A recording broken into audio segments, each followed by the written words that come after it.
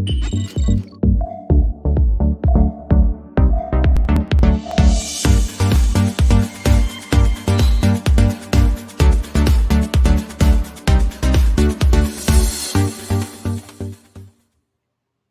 everybody, how's it going? Welcome to Word Balloon, the comic book conversation show. It's John Suntress. I'll tell you, Jonathan Callan was scheduled to join us. I hope that he shows up. If not, fear not, because I'm here to answer any questions and talk to you guys. I've been meaning to do a Word Balloon public, town hall meeting, and if that's what we're doing right now, so be it. So I will hang out with you guys and happy to talk to you about what's going on. Man, how about today's news? Can you believe it? Ruby Rose thinking about not, continuing. She made the announcement she's not coming back for season 2 of Batwoman. Very interesting. Don't know the details. Surprised, shocked. But that said, what are you going to do? It kind of reminds me of back in the day when Christopher Eccleston decided not to come back to Doctor Who, and they were able to adjust. Listen, I like Ruby Rose, and I think she's been a fine Kate Kane. But I would say that kind of in the tradition of when Clayton Moore, again showing my age, when he was having contract troubles with the Lone Ranger, John Hart came in and he wore the mask and he wore the white hat and he sat right next to Tano. And I don't think the kids really noticed very much. And there was a good long 2-year stretch where John Hart was your Lone Ranger. And I think Kate Kane, when you put the mask on, maybe we'll have a different Kate Kane. And if we do, that's so be it. Not the first time that's happened. Even Mission Impossible didn't start with the original guy. In that case, it was kind of interesting because Stephen Hill, who later made his bones on Law and Order, was a very religious Jewish gentleman, and the shooting schedule just didn't fit for him. So he left after the first season of Mission Impossible, and someone that, again, if you're an old-timer, you might remember Mr. Peter Graves, the former host of Biography on AMC, or A&E. He took over as Jim Phelps. And it was a totally different character. And a different tone of the show. Dan, I know, was the name of Stephen Hill's character, but the show became a little different with Peter Graves, and again, it went on for 7 years. So who's to say? It's the first season. I think Batwoman has a great cast, and we'll see what happens. But I find that incredibly interesting and controversial and kind of exciting. So we'll see what's happening. How's everybody doing? How's everybody handling the lockdown? I know some states are obviously freeing things up, but there's Rick Lee James. How you doing, everybody? Truly, yeah, I know it's a weird situation, Rick. I enjoy your music, Rick. I'm glad you're here, and thank you for chiming in. And Mark, hopefully we will be talking to Jonathan about Justice League Action if he gets the message, and hopefully he'll show up. I'm going to check and see if he's left me any messages and stuff. He has not, but that's okay. So now we're here. So again, how's everybody handling everything? Well, there we go. Henry's trying to stay positive. I understand. Henry writing some great graphic novels and stuff, and doing excellent work for Top Cow. Thank you for checking in. And Rick, it's my pleasure, man. Again, you've got great music, and I'm very impressed with what I've heard so far. So pretty cool. You can even put up, if you want, Rick, a SoundCloud or any sort of link so people can enjoy your music. I'd be happy to promote that for you. So thank you for checking in on that. It's very interesting. It's almost like Christmas Eve, isn't it, right now, in terms of expecting new comic books tomorrow? Everything's going to resume as far as stores, and the Diamond distribution will resume with new stuff. So that's cool. And let's see. Oh, all right. Henry's bummed that there's no more Last Dance episodes. I can appreciate that, man. The Last Dance, the Bulls documentary about their championships, their final championship year, but essentially the history of the Bulls, the history of Michael Jordan and his association with the Bulls. Fascinating story, great documentary. As I described myself this afternoon when I was talking to Sal Abinati, I was a foot soldier as far as what was going on with the Bulls back in the 90s. And I worked at the Chicago sports radio station, The Score, from 1992 till 2000. So I was there for 5 of the 6 championships, and it was really cool. But again, I was kind of a role player. Wasn't one of the main hosts. Just was a guy who produced a lot of shows. Was a weekend host. Went to a few Bulls games, but got to know some of the guys, more of the role players and stuff. But I had my encounters with Jordan and Pippen and Rodman, and it was amazing. And watching that documentary was fantastic because it was like looking at a family photo album. So many of my friends, like Mike Greenberg of ESPN, who at the time was still working at the Score and was one of our regular Bulls reporters. So many of the local reporters are good friends of mine and still are to this day. And it's yeah, man. I mean, good Lord, that was 22 years ago. So it's really funny. It's like hey, look at that. It's like looking at high school pictures. You know what I mean? So Rick, by the way, is a great artist. And if you want to check out his music, go to rickleejames.com. So that's cool. Henry, you want to hear more about the Last Dance? Well, what can I say? I found it really interesting. I respect Michael Jordan, and he always was very nice to me in my run-ins with him. Same with Scotty, same with Dennis. I got to know Steve Kerr quite well, and Steve was a great guy. And if you're in Chicago, John Paxson, who was the general manager for years after his playing career, not a popular guy, because certainly the Bulls have had their issues trying to get back into playoff contention, let alone the championship runs. But that said, John's always been aces in my book. I mean, he certainly wasn't an effective general manager. He was a great player. He came to one of my birthdays, which was incredibly nice. And I always had great conversations and a lot of fun with John Paxson. So things happen. What are you going to do? So, Tim, missed our conversation, me and Uncle Sal shooting the breeze. Don't feel bad, Tim. It's sitting there on YouTube. So if you want, you can listen to me blather right now, or you can adjust and go listen to Uncle Sal on Word Balloon. And it's on my Facebook page as well, where you're there right now. So, and it was at I Like Pink. I'm trying to put the videos now at a few places. I'm putting them simultaneously on my Facebook page, John Suntress, on Word Balloon Live on Facebook, on I Like Pink Very Much Lois, the Aw Yeah podcast page, on YouTube, on my Word Balloon YouTube channel, and now on Twitter's Periscope. And it's been really great. And seriously, thanks to everybody who's been checking it out and sampling or staying around for a few minutes. We're all busy. I get it. And of course, the audio of these live streams are eventually going to be videos as well. I don't know about this one. Should I release this still as a podcast? Do you guys care? I mean, this is really more stream of consciousness. I feel like Art Baltazar when he does his conversations and stuff as he's drawing. I'm not even drawing. So do you see in the background, you can see my Batman print from the animated series. That's a Dan Davis print.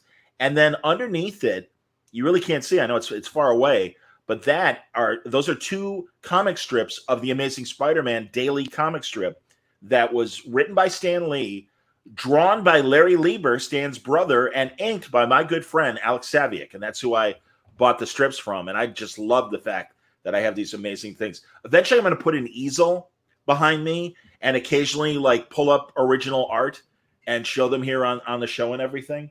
So I think that'll be cool. So look for that. All right. How about it? Mark says, yes, release this. I don't know, Mark. I'll think about it, man. I got to be honest. So, Jody, thank you very much. You're very kind. Hey, we're all stuck inside. Thankfully, for the most part, everyone's saying yes to coming on the show. So it's my pleasure to, give you guys more Word Balloon in the process. Hey, it's social for me. I mean, most times these are my friends. And even if they're not, they're interesting people that I've been wanting to have conversations with. In fact, I pre-recorded. Man, it's been a busy day. So, and there's John Callan. I'm gonna put John Callan in just a second. But it's been a busy day. I've done this will be my 4th conversation. So I'm glad John is jumping in. So maybe we'll welcome John right now. All right, let's see here. Mark, you had an awesome Q&A show when you were in hospital. Oh, thank you very much, man. Yeah, something, I will do more listener shows. But in the meantime, I'll let John finish his drink. And if he's ready, I'm going to pop him in. John, are you ready? If you give me a nod. All right, John's ready. Let's pop him in. Ladies and gentlemen, there he is from Justice League Action. It's Jonathan Callan. Welcome, John.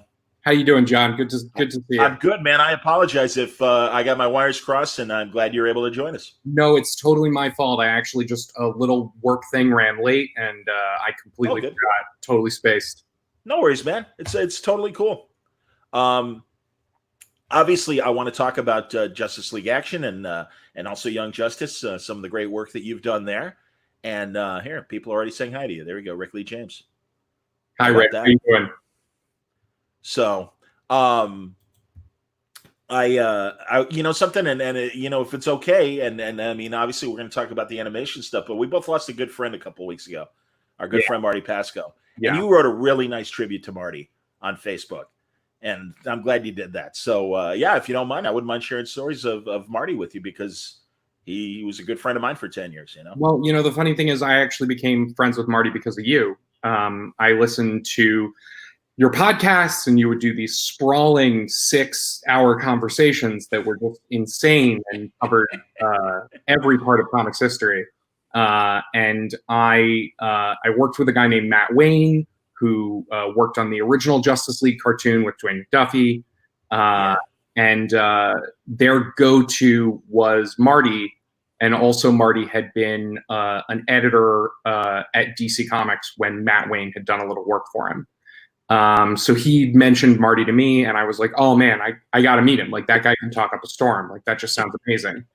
And so we met at Arts Delicatessen, and we ended up making it an every 2 or 3 months kind of thing, usually the three of us. But, Marty had moved out to LA.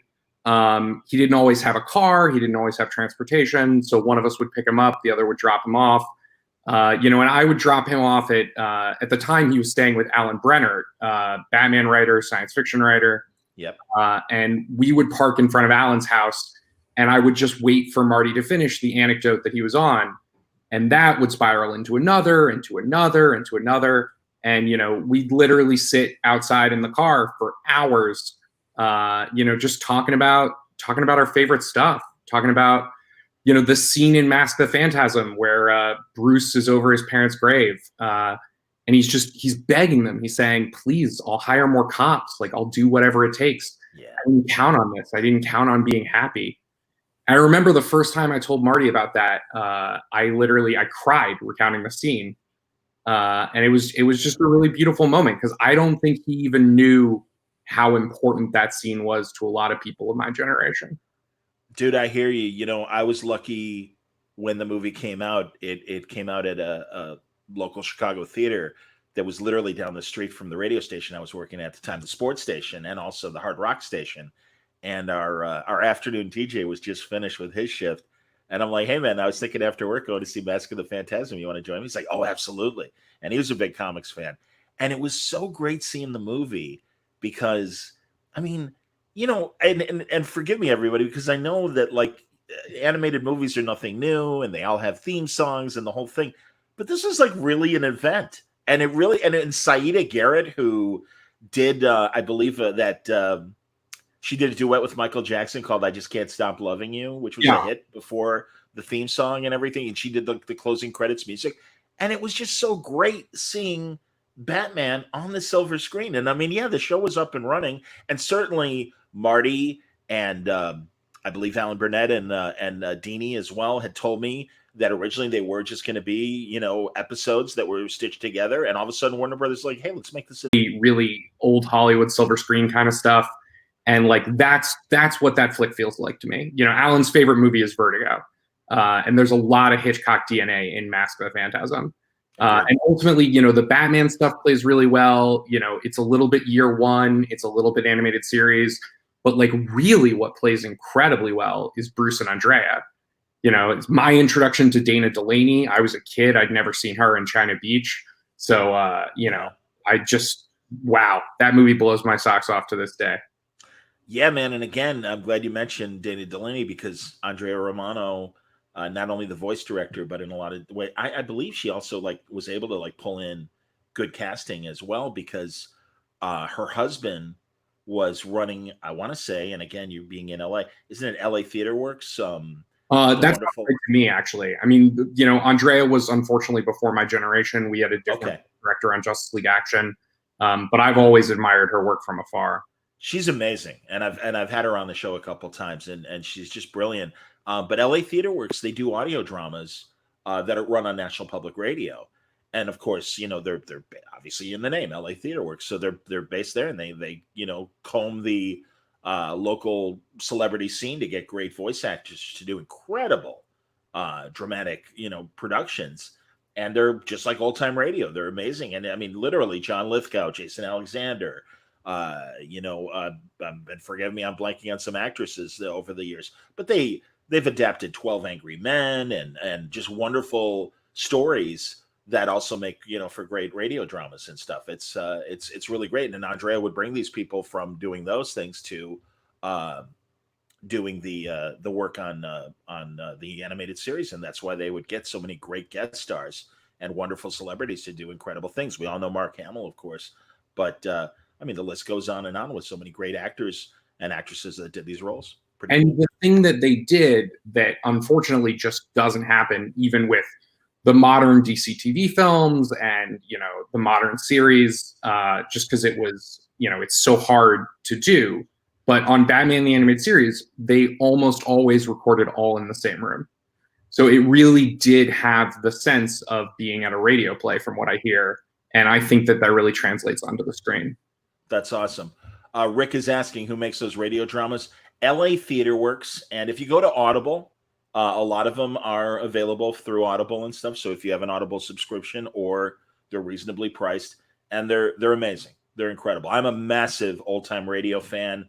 And I love that even beyond National Public Radio and PRX, BBC Radio continues to crank out great audio dramas. The CBC in Canada continues to do it as well. And all these various independent groups that have gotten together to do audio dramas. Susan Eisenberg, everyone's favorite animated Amazon, Wonder Woman from the old Justice League Unlimited series. She's been on the Suspense show, and we've talked about that and her participation in that. So it's really cool. And again, being I always say I was born like probably 50 years too late, because I would have loved to work in the old time radio era. And John, did you ever listen to something called Seeing Ear Theater on the Sci-Fi Channel website? Absolutely. Yeah, I was in love with those. Remember Straczynski had that series there, City of Dreams, I think is what it was called. Yeah, I remember that. And I talked to Joe about that last summer when I got him on the show, when he was promoting his Becoming Superman book. And man, I was so glad that I talked to Straczynski, because there's another guy that what an amazing career, both in live action and animation, but also in radio dramas. And even before the stuff he did for Sci-Fi Wire back in the day, he also Seeing Ear Theater. He was on a great LA production that was called Alien Worlds, and it came out. Do you know about that, John? Yeah. It came out like right after Star Wars was trying to catch that wave and stuff, and it was this great series. You can find it. You can find it, I believe, at the Internet Archive. I believe Alien Worlds, and it's a little cheesy, but it's a lot of fun. Great music, an amazing deep voice narrator, and it would run on FM radio stations, because if you remember Casey Kasem at American Top 40, it was the same company that made that, and they offered it to the stations that ran AT40. And in Chicago, it would run late Saturday night, like 11:30 at night, right before midnight, half-hour episodes. Great show. And Straczynski wrote one of the episodes of that series with Larry DiTillio. That was him and Larry DiTillio doing just interviews with famous science fiction authors. There's a great interview with Jack Kirby you can hear that they did. Yeah. Hour of the Wolf. Yeah. We talked about it. Wasn't that what was it called? I cannot remember what it was called. I think it was Hour of the Wolf. I'm pretty sure. And I believe he took over for Harlan Ellison. Yeah. On that show. That's actually true. Yeah. So JMS is actually one of the reasons that I'm a writer. We've never met except in passing. But I was a young teenager, maybe 16. I was really into comics and stuff. I had already decided I wanted to be a writer. But I started watching Babylon 5 when they re-aired it on the Sci-Fi Channel. And I found the JMS archives online, which were just collections of all the Usenet posts he would make throughout writing Babylon 5. Yep. And if you read all of these posts, John, it's got to be 5 to 10 books worth of advice on writing. Good point. Yes. Yeah, and I read them straight through, like beginning to end, and it's one of the reasons I'm a writer now. It's I have 2 copies of JMS's Complete Book of Screenwriting, which was the first books on writing I ever bought. Sure. A chapter in here on how to do radio drama writing.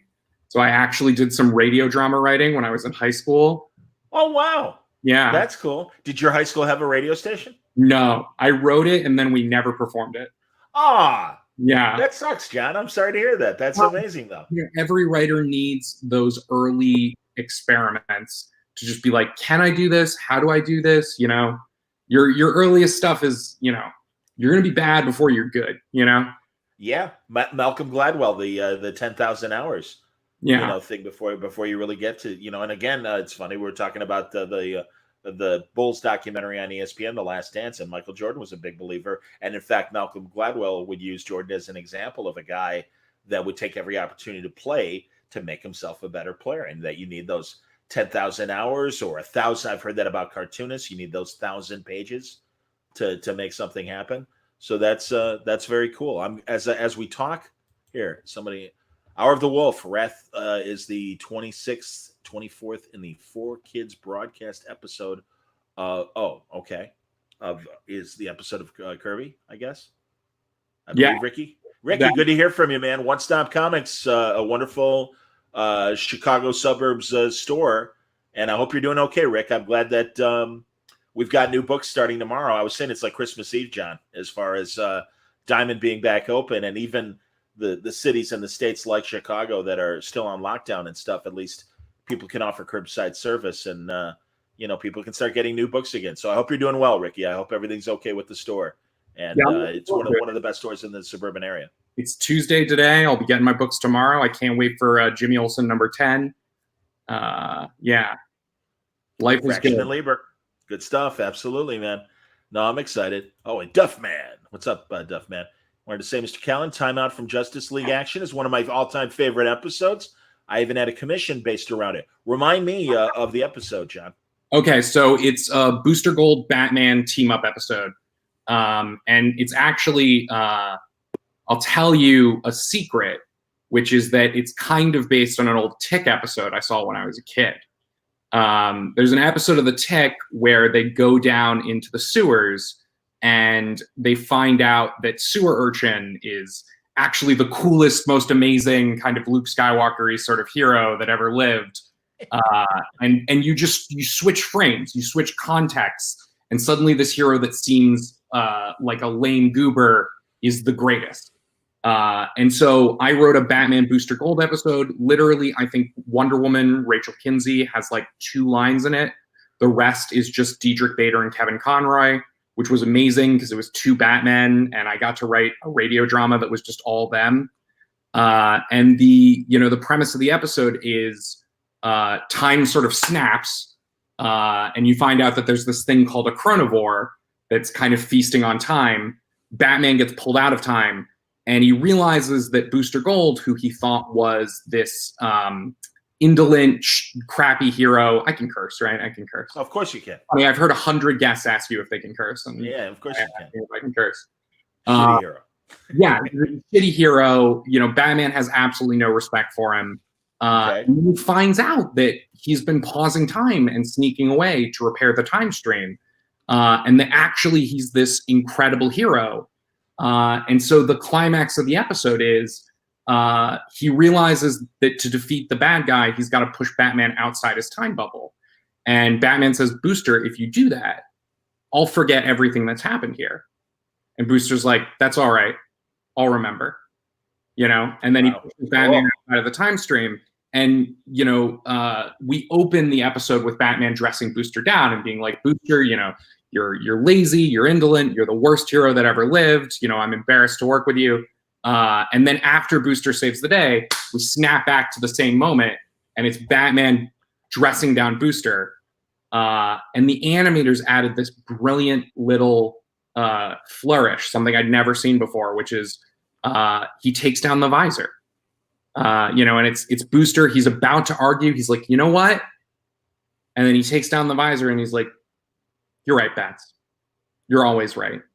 And then he just walks away, and we just leave him with, the knowledge of what he had but lost. It's one of the things I'm most proud of that I've ever done. Tom King actually tweeted it as his like introduction to Booster Gold. Like, if you want to know who Booster Gold is, you should watch this episode.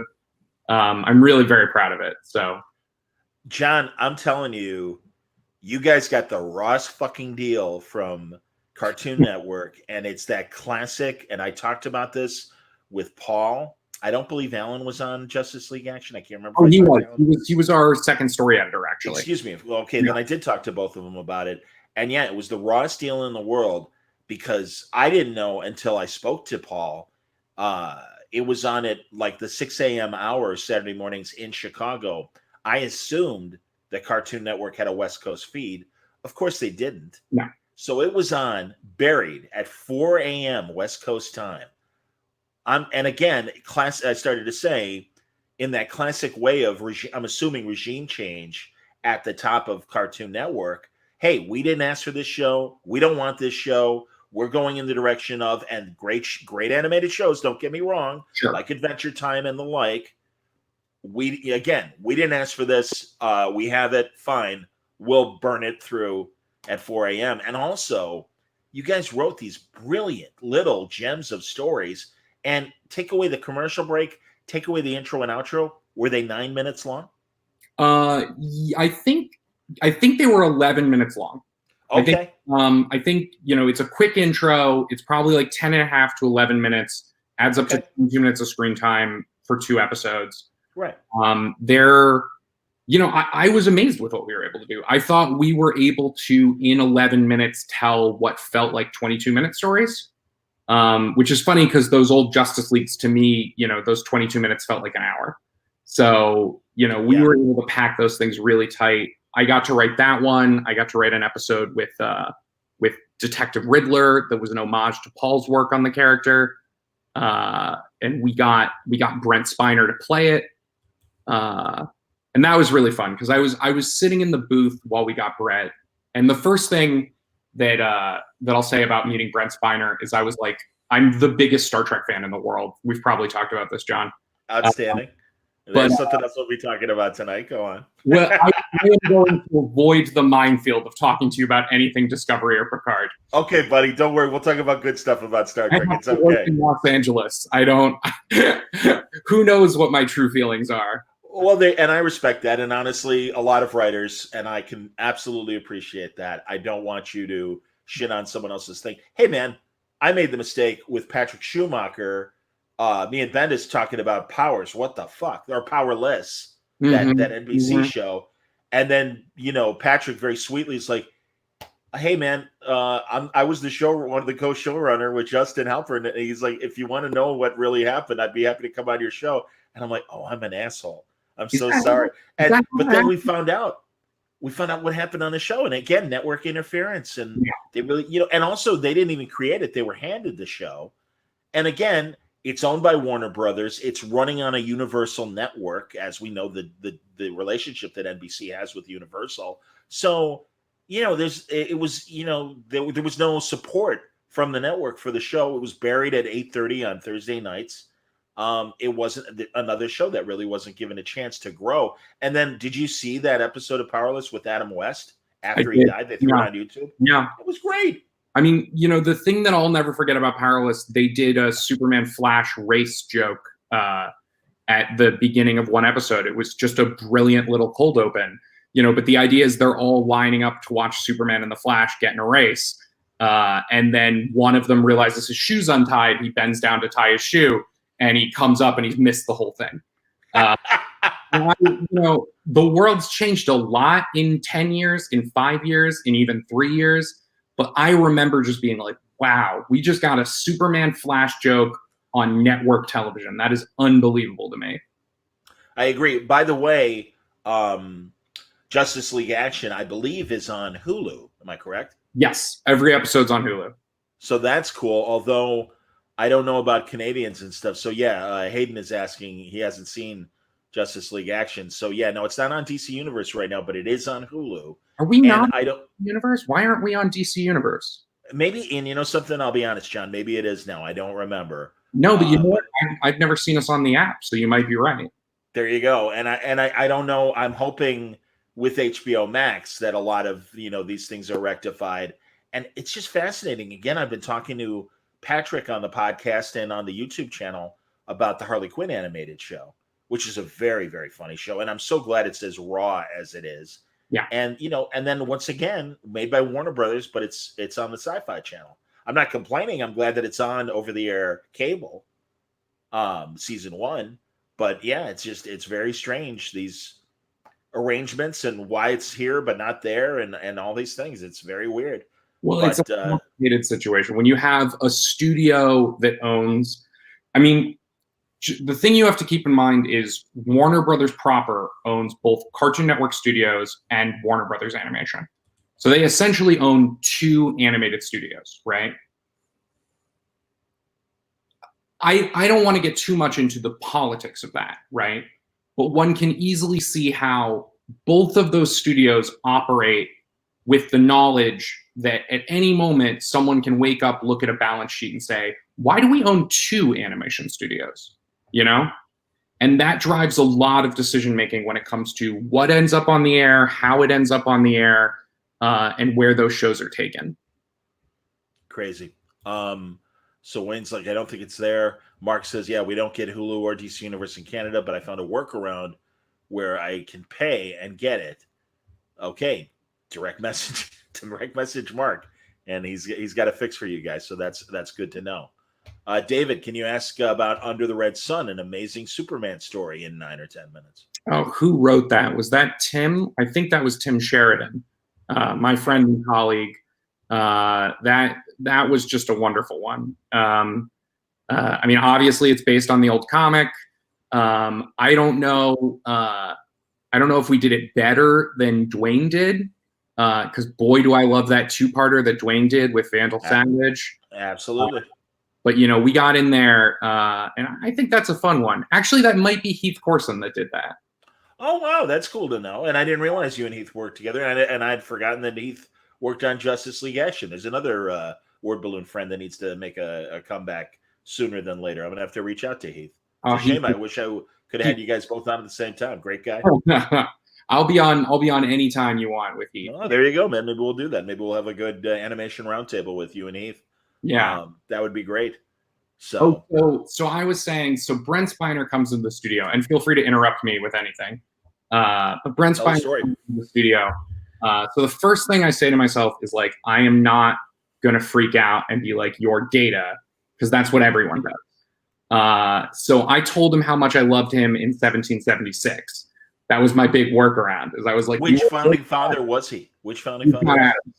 Oh, that's great. That's a great part. Absolutely, man. Yeah.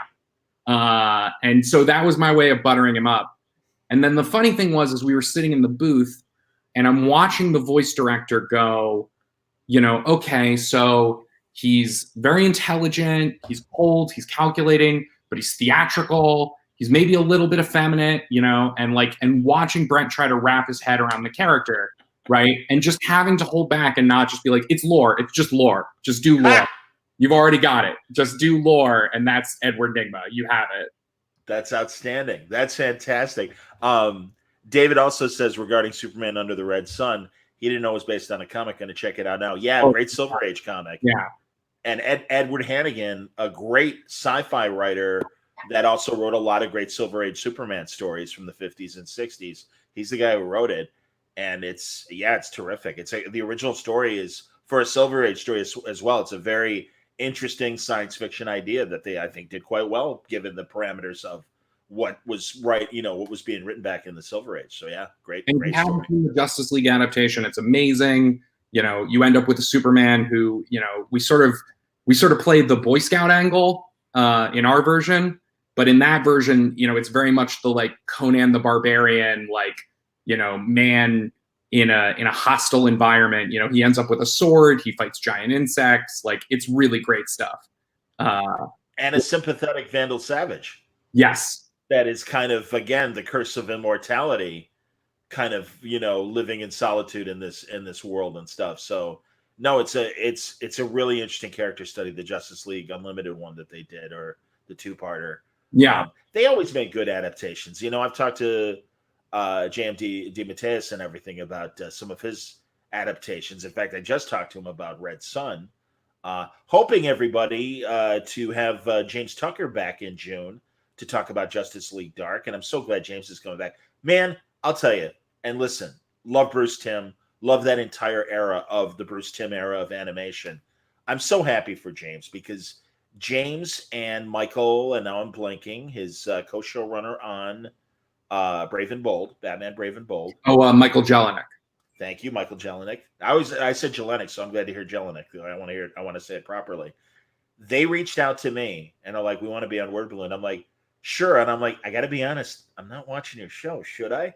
And it was great because the way they positioned Batman Brave and Bold, they're like, "As far as we're concerned, we're writing the Earth 2 Batman." And I'm like, I love Earth 2. Oh my God, that's fantastic. I'm like, you guys are geniuses. That's great. And then subsequently, I met Diedrich, the great, as we talked about, Diedrich Bader, and John DiMaggio, Aquaman. They were fantastic, and really, Diedrich, what a sweetheart guy. Jesus Christ, the literal nicest. He would pound tea before he would come in to do Booster Gold. He would have like, what's that mean? Tea, so he just himself drink. all caffeinated up, and then he would come up and he was just bouncing off the walls. But the nicest guy. He's doing a great job as Batman on Harley Quinn as well. Yeah, and they it's picked the right, like it was a smart move not to try to reinvent the wheel there. But if you wanted a Batman that could simultaneously you could take seriously and yet was broad enough to be funny, boy, did they pick the right one. Couldn't agree more. Absolutely. And back to Justice League Action, and it's funny, Wayne, you read my mind, because I think there was the use, okay, because I thought he said the one with Space Cabbie was hilarious. I completely agree. The use of Space Cabbie was amazing. And was that Patton Oswalt? That was Patton, yeah. Who I never got to meet because I never did a Space Cabbie episode. But our pal Eric Carrasco did one. Oh, that's great. Yeah. Very cool. Yeah. Yeah, I mean, again, another great Silver Age character. And that's why when I first heard that Justice League Action was announced and that it was in these 2 15-minute segments, I'm like, again, being a broadcaster, I'm like, well, you got, throw in two or 3 minutes of commercials. How long can these stories be? And can they do it? And I talked to Paul Dini when the show was still in production. He's like, I think you're going to be happy. I'm like, all right, I trust you. I mean, Paul certainly knows how to write a good Batman story, so and a Justice League story. It's funny because the way the show was originally pitched to me was as, a collection of Bond openings, right? That you would, the way a Bond movie opens and you're already in media res, you don't have any of the setup, you're just there and you move through it up to the explosive climax, is basically, cut out all the boring bits and just do all the good stuff, right? And that's how the show is pitched to me. That's why we're Justice League Action, right? But the further we got into development, the more Cartoon Network wanted to focus on the comedy and wanted it, slightly younger skewing. And, the truth is, like, philosophy aside, like, I don't think any of us paid any attention to it. Like, it wasn't a collection of Bond openings. Like, it was amazing the degree to which every episode was just, 22 minutes in 11 minutes. That, like, we really had, set up, middle, conclusion. Like, we told full emotional stories. And that was wild to me. I have notebooks full of Justice League Action ideas because, that's great. To be a hardcore comic fan and just literally have someone be like, oh, there's no limitations. Like maybe the only limitation we had was, like, we usually had to find a way to work Batman into it. But, like, beyond that, and even then, like, we had a lot of looseness on that regard, Batman was barely in my my Detective Riddler episode, which is funny because it takes place in Gotham City. Yeah, it's wild, man. And you can't. Sorry, go ahead, John. No, finish your thought, and then I'll ask a question. I was just gonna say, once you open the floodgates on that stuff, you can't stop. There's just dozens and dozens of ideas in my notebooks just labeled Justice League Action because, one day I'll get over to DC Comics and I'll be able to do that stuff. You read my mind. That's what I was going to ask. Universe. Yeah. What's keeping you from pitching these ideas to DC? Because it also, much like the Batman Adventures, and I'm so glad that they're doing the new comic with Paul and Alan and Templeton and everything. It's so great, and also I think it's great to be a digital first comic like that. To me, the next step would be to do a Justice League in the same format, and it would be, I think, great to get some of your ideas and everything. So I don't know who's editing those guys. Yeah, I unfortunately I just don't think our show ever really built up the fan base. I'll be totally honest. When we were on the air, just because I love comics so much, I would regularly email certain editors and say, "Hey, what about a Justice League Action comic?" And we were a couple of times told, no active plans. So, yeah. Yeah. What are you gonna do? I mean, yeah, I don't know. And also when Paul and Alan are done with the Adventures Continues, because they're doing it for the equivalent of 6 comic books, but 12 weekly, or bi-weekly issues. I think every 2 weeks those things are coming out. It would be great to, again, if they want to keep the series going, I think you'd be a great candidate for that. Oh yeah. Well, yeah. I mean, I'll tell you one funny story because I know you're friends with Eric. We used to take walks on the Warner Brothers Ranch, which I don't know if you've ever been, but no, kind of great because it's got all kinds of old Hollywood stuff that you can see. Like it's got the Walton's house. It's not the original Walton's house, but it's the one from the remake movie that they did in like the 80s, I want to say. I think it was the 80s. Yeah. Yeah. It's got the front of Charlton Heston's apartment from the Omega Man, and the fountain that he dies in. It's got Wisteria Lane, which is where it's where Desperate Housewives took place, but also where Leave It to Beaver was shot. And it's also the street from my favorite Twilight Zone episode, The Monsters Are Due on Maple Street. Outstanding. Yeah. That's great. So Eric and I would take these long walks, and I had this pitch for a Mad Hatter episode.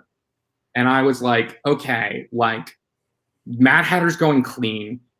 Bruce Wayne has gotten him a job at Wayne Tech, right? It's kind of like that Gail Simone thing of like he was addicted to hat and like now he's not, right? He's gone clean off hat. But like he keeps getting these packages in the mail of people mailing him hats. It's kind of this Hitchcock setup. And now he's going like, am I going insane? Like, I've been told if I screw up, like I'm going back to Arkham. Like, am I mailing myself hats? Like, is someone trying to set me up? Like, what's going on?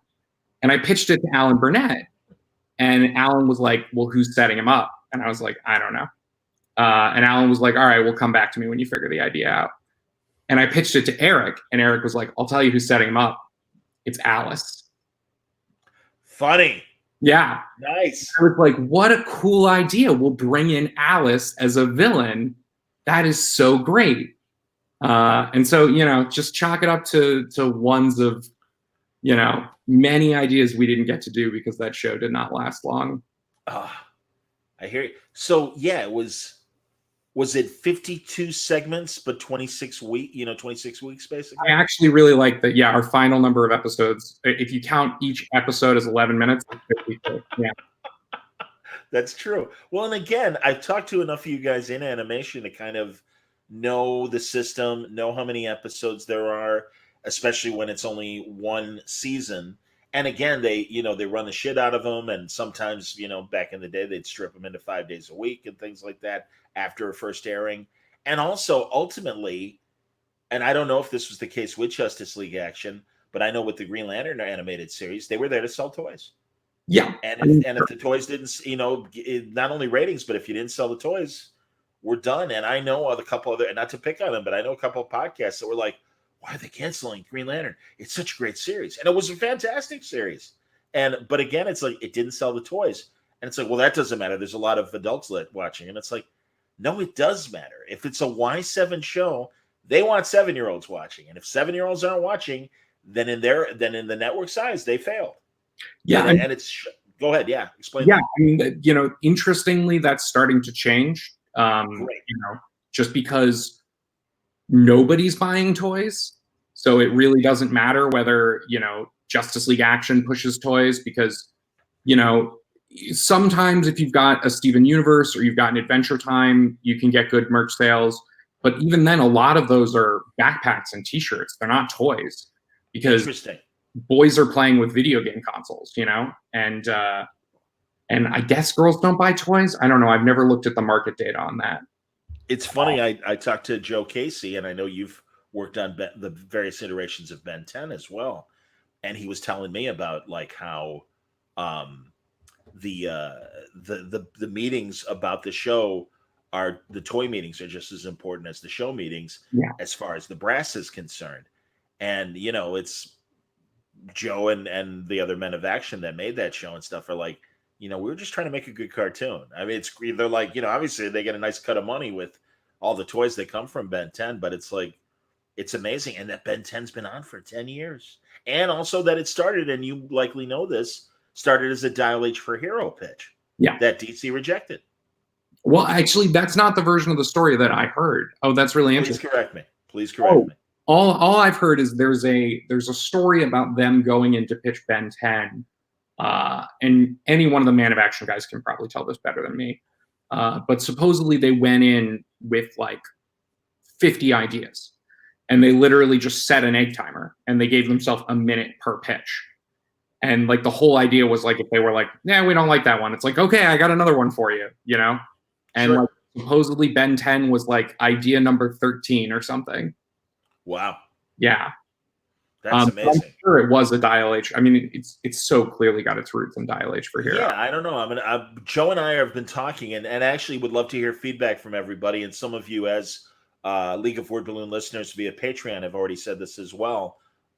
We might set up a book club for, and I'm actually going to do it regardless, for Joe's, pardon me, Image series Sex, which is great.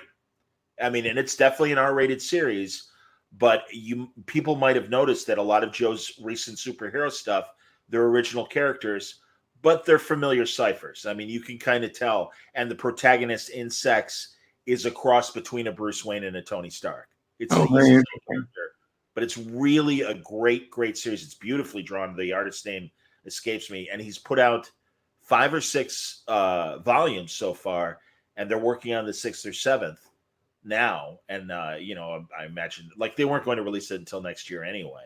But yeah, I'm all for it. And yeah, I kind of want to do it. So yeah, people watching, if you want to get involved, you know, pick up the first volume of Ben 10. I think I was going to likely, I've been teaching radio and audio at one of the local colleges, had to transfer the course to online, obviously, because of the pandemic. But I am literally, this is my last week. I have to turn my grades in and I'll be done. When that happens, I will give full attention. And I was going to say, let's, you know, start reading it at the beginning of the month. And then by the end of June, we'll have a book club meeting with Joe for the first arc. But I love Joe and I love all those guys at Men of Action. They're tremendous guys. Yeah, I mean, you're no kidding, man. Every single one of them knows how to write. And Duncan Rouleau is maybe the nicest guy in the whole animation industry. Like, what a gem of a dude. That's awesome. Yeah, I know both Casey and Kelly and Steve Siegel in a very weird roundabout way, and I know Steve well too. His wife, when they lived in Chicago for a long time, and his wife, who's named after the youngest daughter in The Sound of Music, Liesel, which I love that's her name. She was really good friends with some Chicago theater friends of mine, and I met Liesel first. And one day we were all hanging out, and Liesel walks in with this great DC kind of varsity baseball looking jacket. And I'm like, hey, what the hell's that? And she's like, oh, it's my husband's. He writes comic books. I'm like, I love comic books. Who's your husband? She's like, oh, Steve Siegel. I'm like, I read Sandman and Mystery Theater. He's amazing. And so she's like, oh, I'll make an introduction for you. That'll be great. He'll love that. And it was hilarious. So we met through Liesel, and then for years I'd see him at conventions, and I'm like, how are you, Steve? Hey, John, how's it going? And that was well before I started doing word, but this is late 90s and stuff, early 2000s. So it kind of cracked me up. Hey, Kyle Fegley is joining us, one of the great comic book resources writers, and also doing some great YA writing himself. Seems like Warner Brothers Animation is starting to at least experiment with multi-platform models with Lauren Foss, DC Superheroes Girls, absolutely, which is debuting in batches on Netflix shortly after airing on Cartoon Network. Agreed. Yes. Yeah. So that's very true. And then what does Wayne have to say here? People forget that all of these characters we love are intellectual property to be marketed in various forms. So the cancellation of a show doesn't mean it wasn't watched by people. Yeah, man. And again, it's that whole thing of, and I'm glad it is changing because, my playbook is from when the Green Lantern show was on, and the people I knew at Animation then were saying, hey man, we try to make a Y7 show. We want it to be cool, and we don't mind getting adults, but really that's and also the main thrust of that was we want to sell the toys, the design that they had for that weird kind of animation that they were doing, kind of like Attack of the Clones. I mean, I think that those are good things to keep in mind. I think it's important to be realistic about this stuff. But I also think that it's worth noting that some of this stuff is, that capitalism isn't, shocker of shockers. Capitalism isn't always the greatest at creating market efficiencies. And I had a friend once tell me this story. It was about what's the sitcom that Michael J. Fox was on? Family Ties. Family Ties, right? Which was originally created as a vehicle for Meredith Baxter Birney. Right. And Michael J. Fox skyrockets in popularity. He's on every girl's locker room door. Yep. And all of a sudden, they pivot. They change all of the advertisers. They change the time slot. They're like, this is a Michael J. Fox vehicle now. And the feeling that I always have is if you get an audience and it's not the audience you expected, it's foolish to turn away money. And I think that ultimately, the arc of a show like Young Justice bears that out. And I want to talk about that absolutely. It really clearly took the length of Alan Burnett's. Well, no, I wouldn't. Well, yes and no, because I was going to say the length of Alan's career in DC animation. And I know Alan just stepped down a year or two ago, but and at first I was going to correct myself because clearly he started in episodic television animation. But when they announced, I remember back in 2005 or 6 when they started with Superman Doomsday, which was the first direct-to-video movie. And I was at those conventions and hearing the DC animation people, and it's like, hey, when are we getting Judas Contract? When are we going to get the Killing Joke? And they're like, believe me, we want to do this, but we got to convince the brass that there's a market beyond television and that people are willing to buy these, DVDs. And we know that you older fans like this, but we really have to kind of still make it okay for kids. So maybe Judas Contract and Killing Joke's a little too strong right now. We're trying. And literally we're trying for a good 5 to 7 years before, things started to get a little bit. And now, thank God, man, I haven't seen Justice League Dark yet, but Gotham by Gaslight and Superman Red Sun and Wonder Woman Bloodlines and the great new shorts that are accompanying them and everything. And when I hear from Patrick regarding the Harley Quinn show, where there's literally, and forgive me, kids, but hey, Harley's at the Penguin's nephew's bar mitzvah, and the 13-year-olds are asking Harley, hey, are you that girl that Joshua fingerbanged back in summer camp last year? I'm like, you got a fingerbang joke on a DC animated show? Yes, we did. And I'm like, what'd the brass say? They said, go ahead, because they knew we were making an adult animated show. And thank God for shows like Rick and Morty and South Park and the other shows that kind of finally broke the ceiling for everybody to say, no, adults like animation. It's okay. Cater to them. Yeah. I mean, it's a weird, wild world now. Anime has started to take off in a huge way. In many ways, I haven't seen new boys action development in the last couple of years. Everyone who was writing boys action is off writing, the equivalent of, Warren Ellis on which one does he do? Castlevania? Yes, Castlevania, absolutely. Yeah. There's a lot more productions like that. That's great to hear. Susan Eisenberg tells me the same thing. She's kind of my pipeline for the voiceover world. And man, I was lucky to get Phil Lamar on the show. I haven't released a video yet. I felt bad because my laptop froze and I had to switch to my iPhone. And literally for the second half, My head's bobbling all over the place because I'm holding it in my hands. And I'm like, all right. So I had to make the video edit to just isolate Phil's space, like the two of us, the two shot that we're doing right now. I just have Phil in and everything. So I'll release the video, but he couldn't have been sweeter. And I hope he'll come back. And it's great because he's a massive comic book fan. I don't know if you've had conversations with Phil. I have, yeah. I don't know how much we've talked comics, but he's so nice, and he's a monster talent. Good Lord, yes. Yeah. Absolutely, man. I had a friend who had him on a show called Kaijudo Rise of the Duel Masters.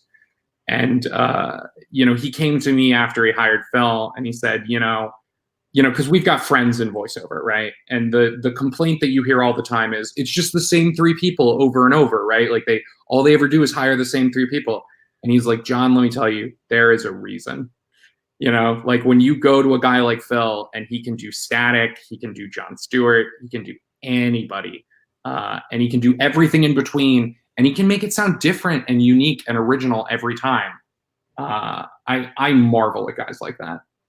And Alan Tudyk as well on Harley, God, doing Clayface and the Joker and the occasional side characters. And no, I agree with you, man. And again, in sports radio, I would imitate owners. I would imitate players that had distinct voices and stuff. So, I mean, I'm an amateur mimic, but I really admire people that can do such fully developed characters and such differences. And literally, I knew Phil did Old Man Static for Static Shock when they would go in the future and stuff. And I had no idea that he did both.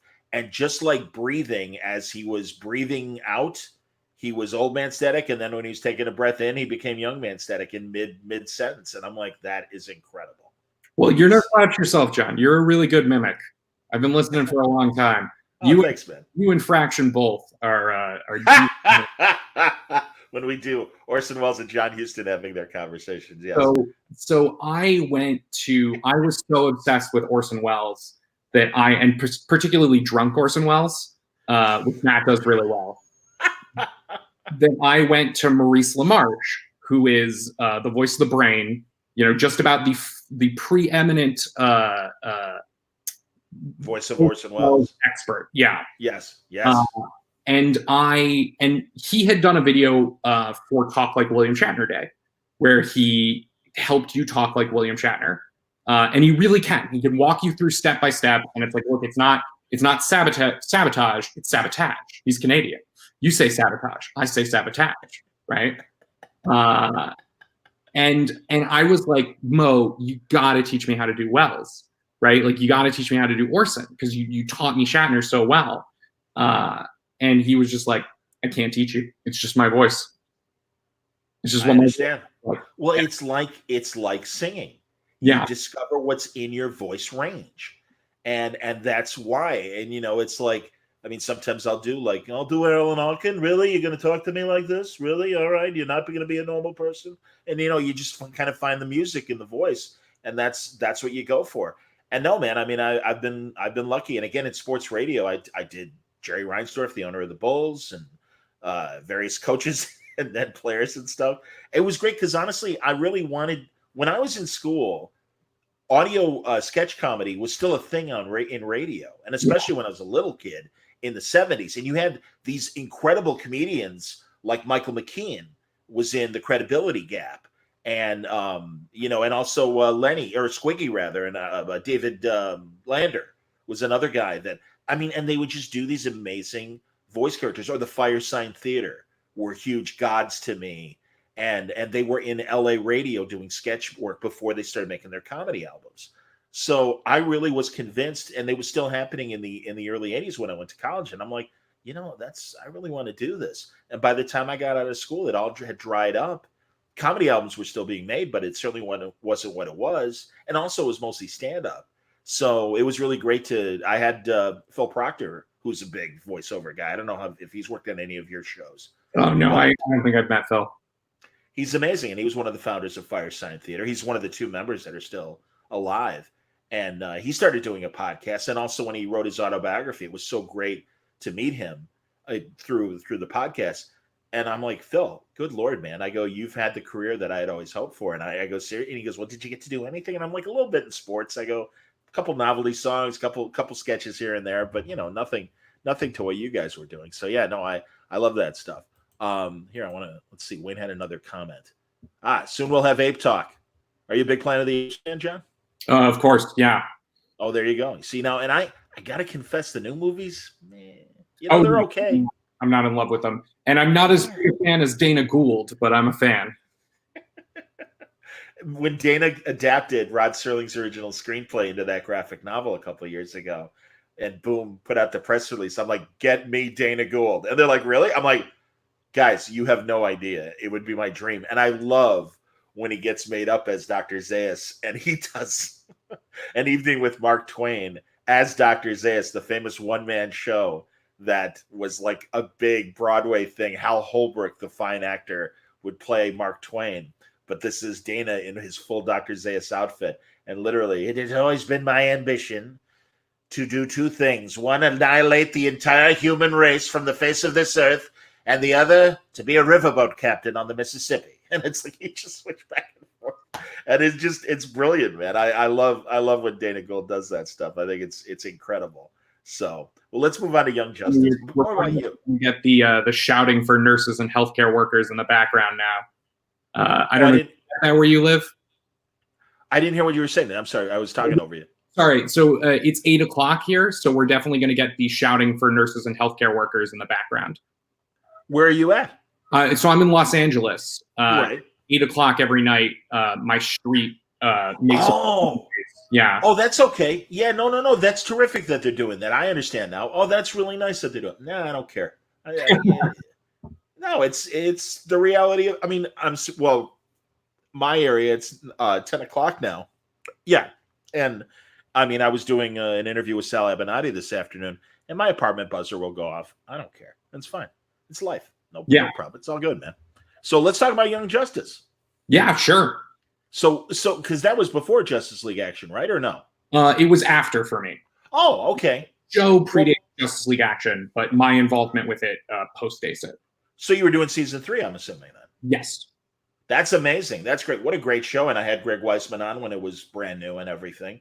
But that show has been great. And I love that it's been its own thing and that literally by popular demand, despite what was happening on the comic book side. And, well, we got this new 52 thing and we're not using the old designs, blah, blah, blah. And it's like, yeah, sorry. We're going to do Young Justice our way. And it was, I mean, really, and again, no disrespect to DC Comics, but we didn't ask for the new 52. And thank God, at least there was one outlet where Superman was still Superman and all the other characters and stuff. So right. I really enjoyed it. And season 3 was great. And Greg had to win me over because I'm from a younger generation of comics readers. I grew up with the Peter David, Todd Nauck, Young Justice. I love Bart Allen and Tim Drake. And so I saw what he was doing, and I was like, who the hell is Aqualad? Like, I don't care about this. Why is it Dick Grayson? Why is it Wally West? Like, none of this seems right, Sure. It was, and I've got nothing against Titans, but it felt more like a Titans show than a Young Justice show, And so he had to win me over, but, within 2 episodes, you're just like, oh, it's got a voice all its own. It takes place on its own Earth. And everybody feels exactly on voice, and yet completely original. Absolutely. And the other wonderful thing is you got to build to all of those other characters I like over time. You got to see Bart, you got to see Tim. Absolutely, I loved their Aqualad. And I also loved when he would have his conversations with Aquaman, and they were speaking Greek because, of course, Atlantis is based in Greece, and it was a Greek island. And I don't speak Greek fluently, but again, coming from a Greek family, I've certainly heard it enough. And it just the first season, it blew my mind. I'm like, oh my God, they're speaking Greek. And I was sitting with a friend, and they're like, really? And I'm like, no, that's totally Greek, man. And of course, they had the subtitles, so you know what they're saying. I'm like, that's absolutely what he's saying right now. It was just insane. So that was a great little move. And also, again, what an interesting character. And also making him Black Man his son and everything. I think it was really fun. It's very cool. I love it. Tell me, how many episodes did you write for I actually just wrote one, but Okay. it was part one of the. It was the episode before our final episode. Nice. And it was, it was laden with Kirby concepts, so I got to do that. I got to do Granny Goodness and Beast Boy's big showdown with her, and I got to do what's the name of the character in the box who does the pinging? Oh, Mother Box. Mother Box, exactly. Oh Yeah. no, not Mother Box. The there's an evil version of Mother Box, basically. Oh, I forget. And yeah, I'll confess that I'm behind on season 3, so shame on me. Bruce Greenwood, Batman, correct, and also Christopher Pike. I'm sorry, I'm just responding to the person who posted. Oh, so yeah, exactly. No, that was Wayne again. Bruce Greenwood, Amazing Batman. Speaking of Christopher Pike as well, one San Diego, I saw him, and it was up in the big the sales room, where it connects the two halves of the San Diego Convention Center for people who don't know. It's this big open space, and they always have autographs up there and a bunch of original art and various things. And I saw Bruce Greenwood. I'm like, hey, man, you're a great Christopher Pike. I said, but I really miss Nowhere Man, his 90s UPN show. Oh, wow.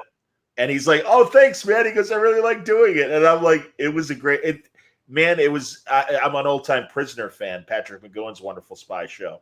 And I'm like, oh, man, I go, it's so good. And I go, it's such a shame that, it got canceled midway through the story. So they never got to wrap up the story and everything, but it was amazing. And yeah, I'm a huge, huge fan. I'm quite a Prisoner fan myself. Oh, and there Wayne's their third season, The Love Letter to the Fourth World. Well, that's great. Yeah, and it did not escape me how weird it is that sort of all of Kirby's most bizarre creations hit pop culture at the same time, right? That between, for whatever you'll say of it, the Zack Snyder Justice League movie and the, Young Justice and, the finale of James Tucker's sort of DTV universe, you just see everyone rediscovering these bits and bobs of Kirby. Oh, and the New Gods movie that's coming up and Tom King's run. It's funny, these things are just in the ether, and then you reach up and you pluck them out, and you can really feel that somehow everyone at the same time went back to these works and were like, oh, okay, we've done Batman, we've done Superman. Let's get into the weird stuff now, Well, and even Marvel doing it, as Hayden points out, Eternals next year too. No, yeah. I agree with you. That period, really, I agree. There's nothing but gems in there. Machine Man coming out of the 2001 comic, and of course the Eternals, and yeah, man, Kirby was just such an innovator and kind of a clunky script writer per se. Yeah. But that said, amazing high concepts. And yeah, I mean, and also the fact that the Fourth World wasn't a big seller and kind of was a failure from an initial sales point, but that's because it was so ahead of its time. Yeah. And try and explain. I mean, God, I literally was one of those, 8 or 9 year olds when that shit was coming out, or probably I was born in 64. So that was, I was 5 in December of 64. So yeah, man, I mean, that shit was was way over my head. And even when they would collect it in the Treasury editions like 2001 and stuff like that, it looked great, but it confused me. It wasn't until, I always liked Kirby's straight up, superhero stuff. His Captain America Bicentennial special, I was 11 years old for that. And that I got. And I got the weirdness and everything, and it was cool. And that was the sci-fi run that Remender was really drawing on for his run. Yeah. Yep. Very cool. I haven't read that stuff, but that's really fun. And it's very atypical for Captain America, but that's okay. That's what's kind of interesting about it and everything. And the Bicentennial one, he was just time traveling through this weird like Buddha that was sending him in time. And it's just, and then those great Kirby eyes and Kirby faces of sheer panic when things are going around that are disturbing and he doesn't know what the hell's happening. I mean, it's always about action with Kirby, but it is also a lot of emotion in the faces. Great acting in Kirby's art. So yeah, Kirby, to me, like, the lesson of Kirby is we all think too much.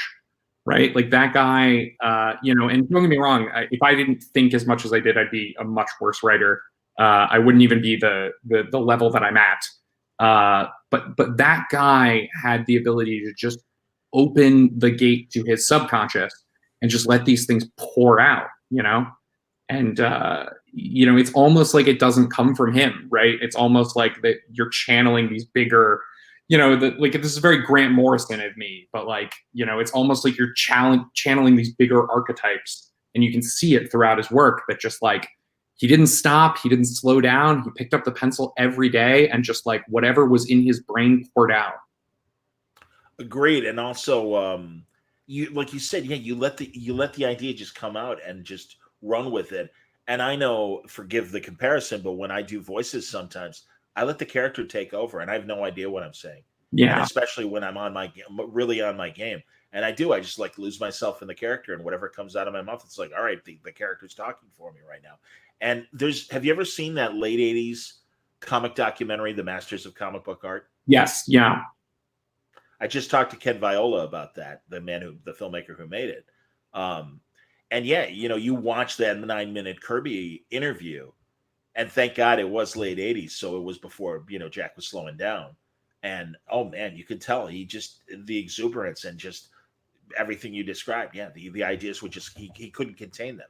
He had to churn them out, and then churn them out so quickly. So people develop a love for Kirby as you mature, just like looking back at Frank Robbins. I completely agree. You a Frank Robbins art fan? I don't know Frank Robbins. Frank Robbins was a great Batman writer and artist, and actually, where I discovered Frank Robbins was in the '70s. He was doing The Invaders, drawing it for Roy Thomas, and on the surface, it's very ugly looking. But he was a Milton Caniff, Steve Canyon, Terry and the Pirates influenced artist, and he had a great comic strip at, I think, his height of his artistic ability. It was called Johnny Hazard, and it was kind of a poor man Steve Cannon, Steve Canyon, pardon me, foreign intrigue, action adventurer and stuff. Johnny Hazard was the same kind of character, and the Hermes Press publishers have printed several of his story arcs and stuff in hardcover, and they're incredible. And as a writer for Batman, he was a great writer. Wrote a lot of good Robin solo stories in the early '70s. Wrote a lot of good Batgirl stories in the early '70s, and but also was just this brilliant artist that at first, kind of like Kirby, if you're not used to seeing it, you might think it's ugly at first, but you can't get it out of your brain. And that's yeah. Even when you talk about Kirby's writing, you know, people talk about him as a clunky scripter, but like, man, did the guy understand mood and pacing? You know, I will never forget that funky Flashman issue of Mr. Miracle and the like weird house that him and his sort of Roy Thomas servant live in. Everything about it is creepy and weird, and like you sort of, even as a kid, are like, oh, I get the feeling this is a punch at somebody, but like it's yeah. Hang on one sec, John. I want to plug in my laptop just so it doesn't die. Oh, sure. Absolutely, John. No problem, man. Hey, everybody. I really appreciate everybody sticking around and, you know, chiming in on the talkback. This is terrific. So thank you. And I'm glad John's spending time with us as well. So no problem. Yeah. Are you plugged in? Are you cool? Yeah, all good. Okay, good deal. And honestly, John, you know, I mean, I'm happy to continue, but you know, if you want to wrap up and you got stuff to do, that's okay too. No, I'm totally fine. This is good. Okay, great. Let's talk more about any animation heroes or any comic book heroes that you want to share with us. I mean, the greatest thing is I've gotten to work with all my animation heroes, right? My animation heroes were Alan Burnett and Paul Dini. And, you know, I worked directly for Alan on Justice League Action. And I've had enough time to talk Paul's ear off. You know, I didn't know enough to have Marty Pasco as a hero before I moved out here, but he quickly became one. Let's see, who are my animation heroes? Johnny Quest is a huge influence on me. Yeah, that's tough. Sure. Yeah, I can appreciate that. While you're thinking, I'll tell a couple of Pasco stories. So actually, when I think about it, I started talking to Marty back in 2006. He had written the DC Vault, which is a really fun coffee table book. They did a Marvel Vault as well, and it has reproductions of a lot of really interesting memorabilia that came out over the years inside this thing. It's almost like a 3-ring binder, and it is absolutely a book inside, but it has these wonderful pockets of Justice Society membership card and things like that. These are all reproductions, or a great jam piece of the DC universe with all these different artists doing a specific character. Dave Gibbons did a Rorschach. I believe Dick Sprang did a Golden Age Batman. It's Kurt Swan did a Superman. It's an incredible mini poster that's in there as well. So that was my first conversation. And then as I got to know him, and especially in the last 10 years of our friendship, I'm like, Marty, how come you're not doing conventions? The last time I saw him at a convention was in New York when Steve Gerber had passed away. And he's like, well, nobody invites me. I'm like, well, we're going to fix that. And luckily, I was really good friends, and it still am, with Tony Moore, the co-creator of The Walking Dead. He started a Cincinnati Comic-Con. And I'm like, book Marty. He's got a million stories. He'd be great. Oh, yeah, I've heard him on your show. Okay. So we did that. And then the really good one was, and I believe it was for the 20th anniversary of the Mask of the Phantasm film, or it was for the animated series 20th anniversary. It was around, I want to say 2016 or 2015. But I had Marty go to Salt Lake City with me, and he was there primarily to talk about the animated series.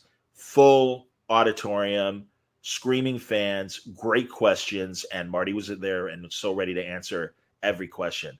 And it was sweet. And he's like, man, I can't thank you enough. I'm like, Marty, you're great. I'm like, and you know the guy, he was so sweet and just so mild-mannered that he wouldn't toot his own horn. And so it's like, and I've got other creator friends that are like that too. And it's like, hey, I'll be the megaphone. I'm happy to make these connections for you. And my good friend Mitch Halleck of Terrificon in Connecticut, he knew Marty's strengths. So he had him at Terrificon. And in fact, the picture that I posted of Marty and Paul Kupperberg were from 2016 or 17 at Terrificon. And I'm glad that Paul, whoever took that picture for them, I'm glad Paul posted it and then I reposted it for my little tribute to Marty and stuff. But yeah, sweetheart of a guy. Yeah, it's really meaningful. I don't know if I should tell this. I don't think that Marty was especially secretive about this, but like the last time that I saw him, he seemed really happy because he had gotten back into smoking weed in a big way. And he was just, he was just as talkative, just as energetic, but had a nice glazed over look in his eye that was just really pleasant. That's outstanding, man. Hey, that's cool. I'm in a legal state, and I can appreciate that. That's fantastic. He my last email with him was the end of March, and as I said, I was begging him to come back. We mentioned the Twilight Zone earlier, and of course, that he was a story editor on the CBS '80s Twilight Zone, and I'm like, Marty, it's the 60th anniversary. Come on the goddamn show. And he's like, well, I'm moving. And as you said, he's like, I don't have not that it mattered for the podcast, but I don't have a car and it's kind of hard. And my stuff's in storage. I don't have my headset handy. And it's just like, okay, like, it's fine. I don't want to upset you. I go, seriously, I go, I watch you back. No, I know. And I always have fun. He goes, don't worry, John, we'll do it. And, sadly, that way. Like we would always schedule lunch and then, it was always 50-50 whether Marty would cancel at the last minute. But that's okay because it was worth it, Absolutely. Just, hey, at your leisure, man, I mean, literally, I have, I think, well over a dozen hours of conversation with him from 2016 to our last conversations in 2006 to 2016 or 17. I released that 4-hour conversation for my tribute because it was so great. And he's like, how long have we been talking? I'm like, 4 hours. Oh my God, I can't believe it. And I'm like, it's fine, man. I go, this was all great. Well, you got to cut it up. Promise me you'll cut it up. I'm like, I promise. And I released it in like 4 parts. Yeah. And Mark Wade is like, are you done talking to Marty Pasco yet, John? So it was pretty fantastic. Did you see Mark's post? Yes. Yeah. It was the sound bullets make when they bounce off living flesh. That as just a phrase to sum up Marty's career, the way he would instill this sense of humanity and realism. Like in many ways, like Astro City and Kingdom Come, I think, are the direct successors of the kind of work that Elliot and Marty were doing. I like that. Elliot Maggin, another wonderful creator who I thank you for name dropping, because that reminds me I should get in touch with Elliot and have a new conversation with him. I mean, really, these Monday yesterday, wasn't it? what's that? It was just Miracle Monday yesterday. Yes, it was. There you go. Nice going, man. Absolutely. Those novels that Elliot wrote are so good. Actually, Both of them. Do you have them? Attaboy. So do I. Right here. Yeah. There you go. Wow, you got the new edition. Absolutely. That's wonderful. So that and Last Son of Krypton. I love both of them. They're incredible. They're unbelievable. And the story behind them too. You know, they were going to be tie-ins to the movie, and then all of a sudden they couldn't be. So, but they were already in progress. So Elliot, ended up releasing them. And other than a Christopher Reeve cover initially for both, and maybe some stills from the movie inside in that typical kind of classic paperback way that they would insert photos, that was it. And really kind of got buried. But as a kid, I saw a Superman novel on the stands, and I think I was 79. Got to do the math. I think I was 14 at the time, or 13. And I was just like, yes, please. And it was so great. And I wouldn't say it I would say adult, but not in any dirty sort of way or salacious way. But it was a very smart story for a late 1970s paperback novel, and really adhered to Silver Age continuity. I mean, it was Superboy, it was Chief Parker in Smallville, and all that, and also acknowledging that Luthor and Superman were friends as kids, and that Luthor really knew Superman's psyche in a way that didn't come across always in the comics, especially when they were adults. And it's I mean, and again, Miracle Monday's an incredible story with great ideas as well. But I have to confess, I'm more of a Last Son of Krypton fan than I am Miracle Monday. I would say Miracle Monday more for me. That's cool. I want to do a DTV for Miracle Monday so bad. That would be great. Yeah, that'd be great. Wayne wants to know, what do you think of Alex Toth's contributions? Well, it speaks for itself. To comics as a whole? Yeah, I guess. Yeah, sure. I mean, animation, of course. Good Lord. I'm not on the art side, but like you cannot underestimate the contributions of a guy like that. And obviously, I come from the house that Bruce built, and Bruce is, hugely influenced by Alex Toth. I love all those old Space Ghost cartoons. I think I wonder what'll happen to future generations of viewers, because everything is available to them, but nothing is sort of offered. Nothing is there. Like, I would never have watched Space Ghost except for the fact that Cartoon Network had just been born and they needed to fill time. And so, what did they do? They aired Space Ghost, they aired Birdman, they aired Johnny Quest, they aired the Herculoids. And so I'd be like, man, I'll watch these crappy old cartoons, like, fine. And then, of course, you watch them and you fall in love. And it's really interesting. I think I'm from the last generation that actually had to grow up on the previous generation's media, in a big way. I do know, because my audio class, various assignments, one kid is a big anime and animation and comics fan. And he said, I want to do a man on the street or a person on the street interview where I ask people, I want to compare anime to what he called old school animation. And I said, oh, what do you mean by old school animation? He goes, oh, really old shows like Dexter's Laboratory and Ed, Ed, and Eddie. Yeah, exactly. And that was my reaction. And I'm like, why don't you just stick to anime? That's okay. So it was, but again, that you're right. This, and in fact, Chaikin and I were talking about this on one of my first videos since I started doing these. And Chaikin's like, the kids need to know the old stuff. They got to know where the inspirations come from. And I'm like, Howard, this generation of children are catered to from literally the moment they were aware. I mean, I don't know what the current equivalent of Teletubbies is, right, in terms of being that kind of for children, 2-year-olds and 3-year-olds to watch. But it's like you said, it's not just Saturday morning cartoons or after school Flintstone reruns that we grew up on and stuff. It's 24/7. They are in such a insular media bubble that why would they go to the Herculoids or Galaxy Trio or some of the older Space Ghost and stuff like that when there are modern cartoons that they can watch? I get it. It's a shame. And he's like, well, that's not an excuse. I'm like, I'm not saying it's an excuse. It's an explanation.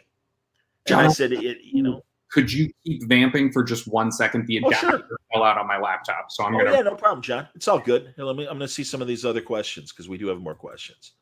So Frank Robbins doesn't get enough credit for his Batman writing. Completely agree, Eric. That's totally true. So, okay, we'll save that one for John when he comes back. Nice deep cut with the Miracle Monday reference. Absolutely. Like I said, I think I'm sorry for the timing. We should get Elliot Magan back on to do something. Eric asked a good question for you here, John. If you had the opportunity to revive any currently not in production cartoon animation, what would it be? I have a Pirates of Darkwater pitch. I like it. That's cool. That's hilarious. I don't know, man. Doc Savage, like that's not a revival, but boy, would I love to see a Doc Savage cartoon. You know, I hope that live action Doc Savage that they were talking about in the last couple of months is still in the works and actually happens. Is that still the Shane Black one? Yes. I'll watch anything Shane Black does. There you go. No, yeah. I'm with you. You know, and there's a 70s movie that I wish so God it was better because it was so well cast. I mean, Ron Eli, there was no better actor in the 70s to play Doc Savage. And I mean, it's great too in the 80s Superboy show. He played a future incarnation of Superboy, essentially an older version of Superman. And it was really, really good. And he was a superhero. He was tall as hell, muscle, you know, obviously the 60s Tarzan as far as TV goes and stuff. Incredible actor and kind of perfect. So let's see, what else have we got here? Kevin Bixby, how you doing, Kevin? I have to admit, this is my first Word Balloon video, and it's awesome. Oh, thanks, Kevin. Kevin's a big fan of the companion show to Word Balloon, the Oh Yeah podcast with Art and Franco, the Tiny Titans creators. So thank you for coming over, Kevin. I appreciate you doing that. Thank you very much. Yeah, very nice. Chance, I'd check out the Fraction interviews. I'd check out the Bendis interviews. Tom King is a great guest, very funny, very gracious. And Shaken, like, God, John, you're the only man I know that could interview Howard Chaykin. Like that's very sweet, John. Thank you. That's very nice. Could talk circles around Marty. That's how much Chaykin talks, you know? Well, when I talk to Chaykin, and actually when I talk to Mark Waid, I always feel like I got to be razor sharp on my A game because they don't suffer fools. And they're both sweethearts. And truly, Howard has only flattered me with not only always being willing to come back, but at Terrificon in Connecticut last summer, I was talking to Bob Rozakis, another great old DC writer and editor.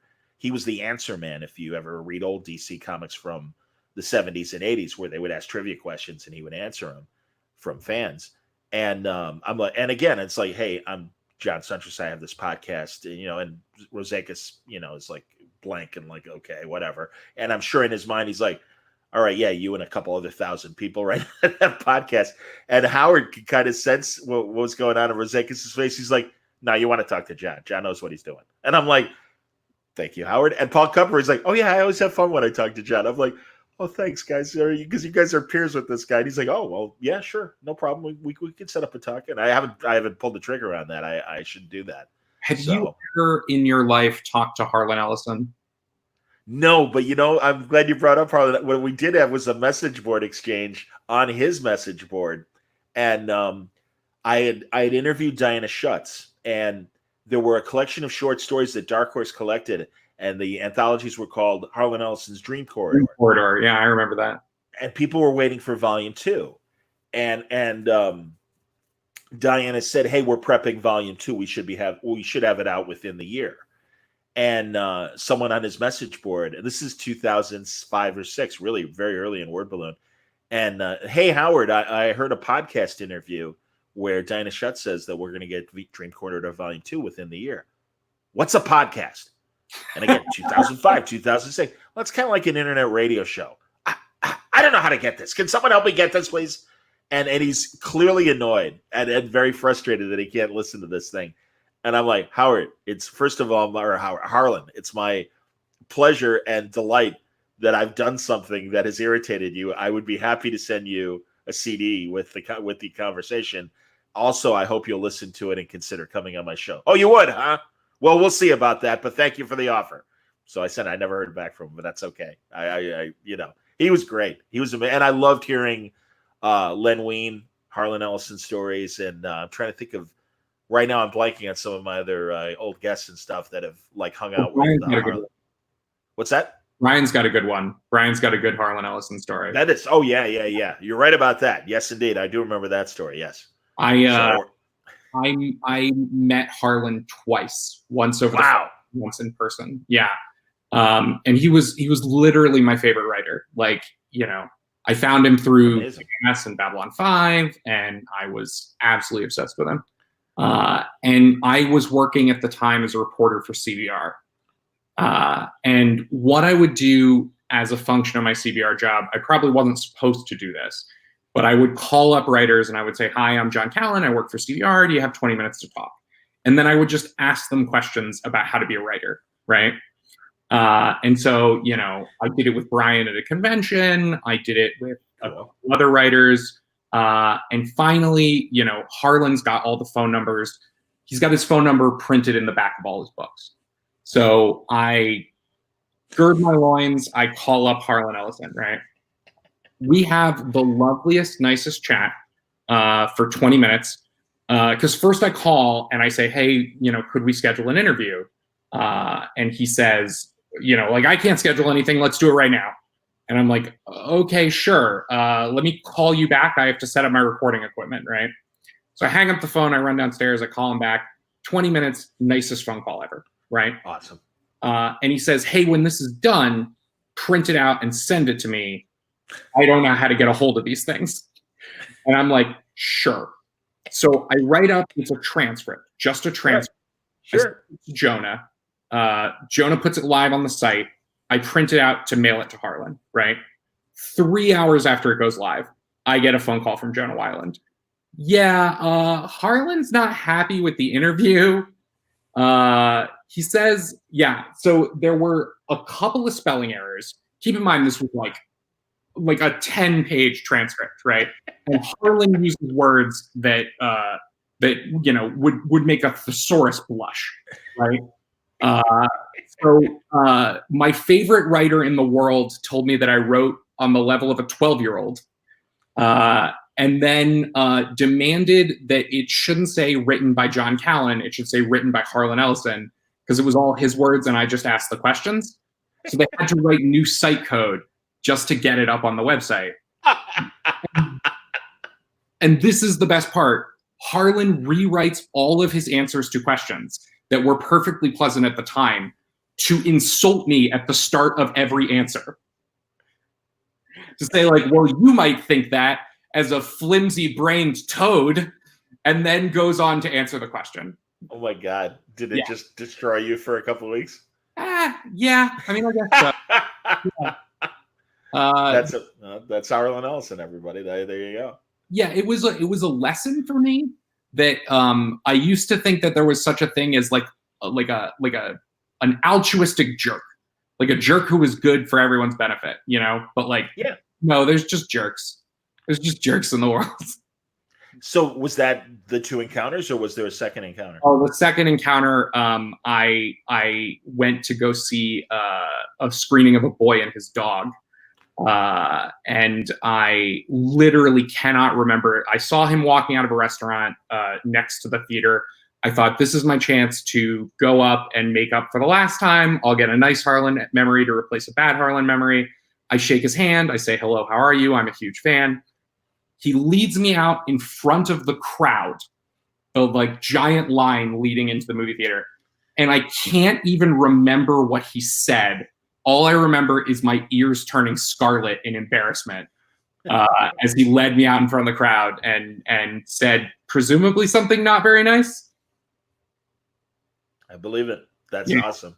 But sorry. No, continue. Oh, I was just gonna say I met Shaken once, and I was like, "Oh, you're the nice Harlan Ellison. Like, you're a really good guy."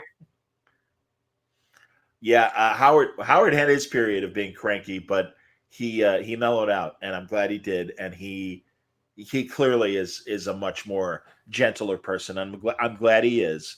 I was going to make the comparison with Ellison to Steranko because I have a Oh, very good friend here in Chicago who's a wonderful artist, and Jim is a hero to him. And he sent Jim this very cool noir painting. I won't name the artist, but it was really interesting, and it was a gangster in the rain firing a gun, and Steranko sent this email back correcting the piece and like, well, gun wouldn't be able to fire in that kind of rain. What are you thinking? And the shadow's wrong, and this is wrong, that is wrong. And my friend was so devastated, and I'm like, dude, read between the lines, because he had wonderful conversations with him at conventions and stuff. I'm like, he is saying this is tough love. I'm yeah. like, he likes you a lot. If he thought you were shit, you never would have even gotten a response from him.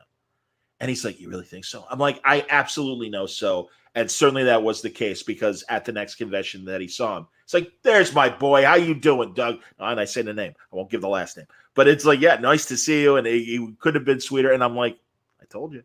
I'm like, Yeah. that's great, man. And I finally, Steranko was my great white whale, even more so than Stan Lee, because I just thought, what a unique artist.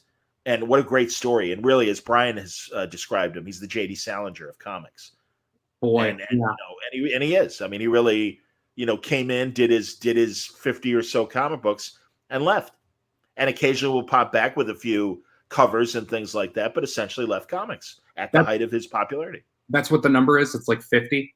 Something like that. I mean, I really, I don't know. I'm plucking a number out of thin air. Yeah. But no, and it's cool. And literally, through my friend, I met Jim, and we would have conversations at his table, and he was great. And he's such a showman, and he would and he's like, John, eventually we'll do an interview. John, eventually we'll do an interview.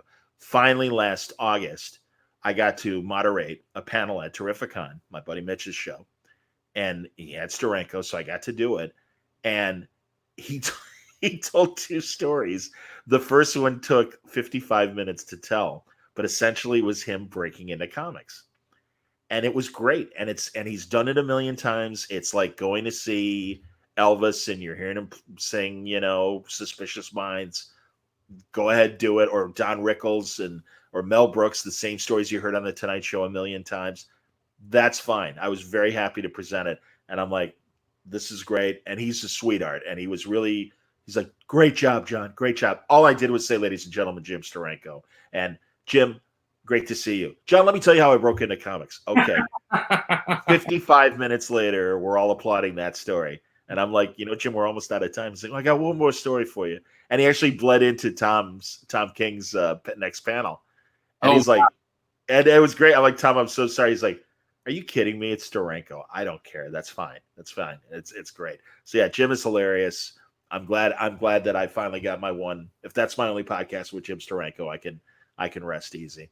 Here's a couple questions. First of all, Hayden, I've been getting into the Toth design Space Angel. Space Angel is great from a design standpoint. It's amazing. Another great show. Liz, what's Space Angel? Space Angel was pre Johnny Quest, early 60s. And it was like, do you know about Clutch Cargo? Yeah.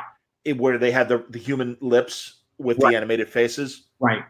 Space Angel was the same close-up design, but look for it on YouTube. There are full episodes and full storylines on YouTube. It's some animation company that went defunct, 50 years ago, 60 years ago. And no, they're great. They're really cool. And in fact, I made a YouTube video, and I think they took it down, where I put Space Oddity to images from Space Angel, and it really worked well together. And I'm kind of bummed that they took it down, but that's okay. I don't mind. John, what else? Hey, by the way, just because someone asked a question about animation heroes, and I would be sworn if I didn't mention the departed Len Wein, who was a huge influence on me. Every time I saw him, I would yell, "Krakoa, the island that walks like a man." That's outstanding. Yeah. Did you interview Len? Only a couple floor interviews, and I'm kicking myself that we never really sat down and did a long form interview. And I saw him at his last San Diego, and I don't know if you saw him at his last San Diego. Yeah, it was bittersweet because you could tell he was dying. It was the year he passed, and I was so glad we did. Yeah. No, amazing. And yeah, I mean, I had some after hour conversations with him, and he was always incredible. And it was great. Marv Wolfman finally warmed up to me. I think he was kind of a tough nut to crack initially, but he loved Art and Franco, or loves. He's still with us. He loves Art and Franco so much, and what they did with the Teen Titans, that he's just always a fan. And he just noticed that I was always with them. And I think he might have asked like Franco or Artie, like, "Who's that guy?" And he said, and he's like, "Oh yeah, you've been on his podcast, Marv. It's John Suntress." He's like, "Okay." So I ended up doing two separate panels where I moderated his panels and stuff. And after that, then Marv kind of got to know me and relaxed. Len from day one was like, "Oh, nice to meet you. Sure. Oh, that's great. Yeah, one of the best. Absolutely." So yeah, another guy that left us too soon. So yeah, I'm a massive fan.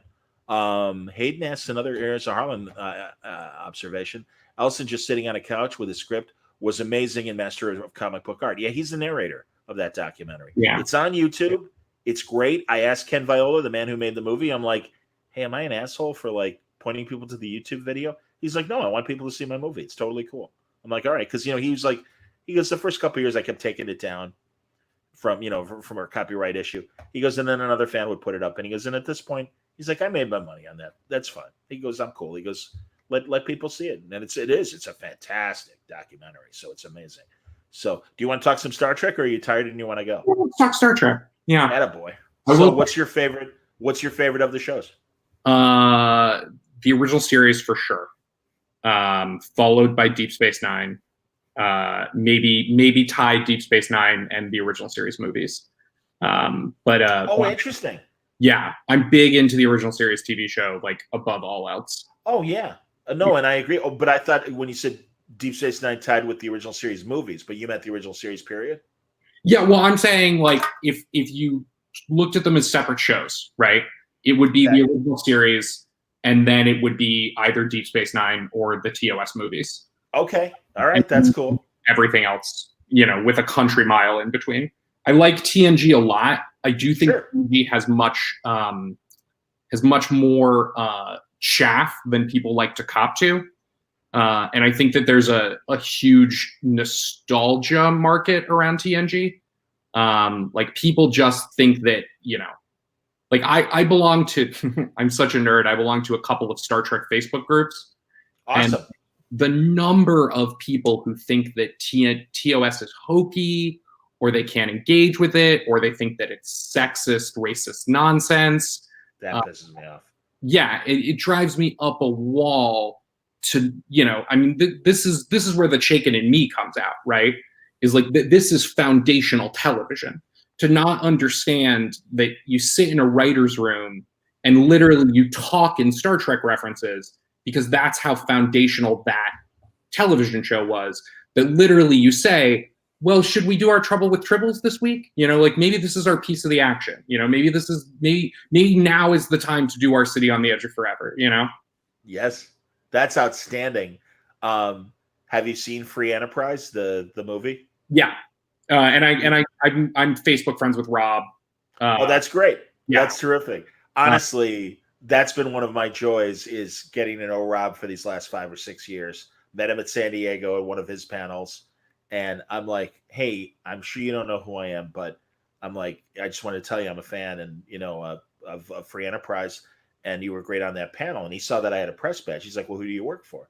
I said, "Oh, I have a podcast. It's called Word Balloon." He's like, "I've listened to Word Balloon." I'm like, "Get out of here!" And he's like, "Oh no, it's a really good show." I'm like, "You got to come on." And so that started our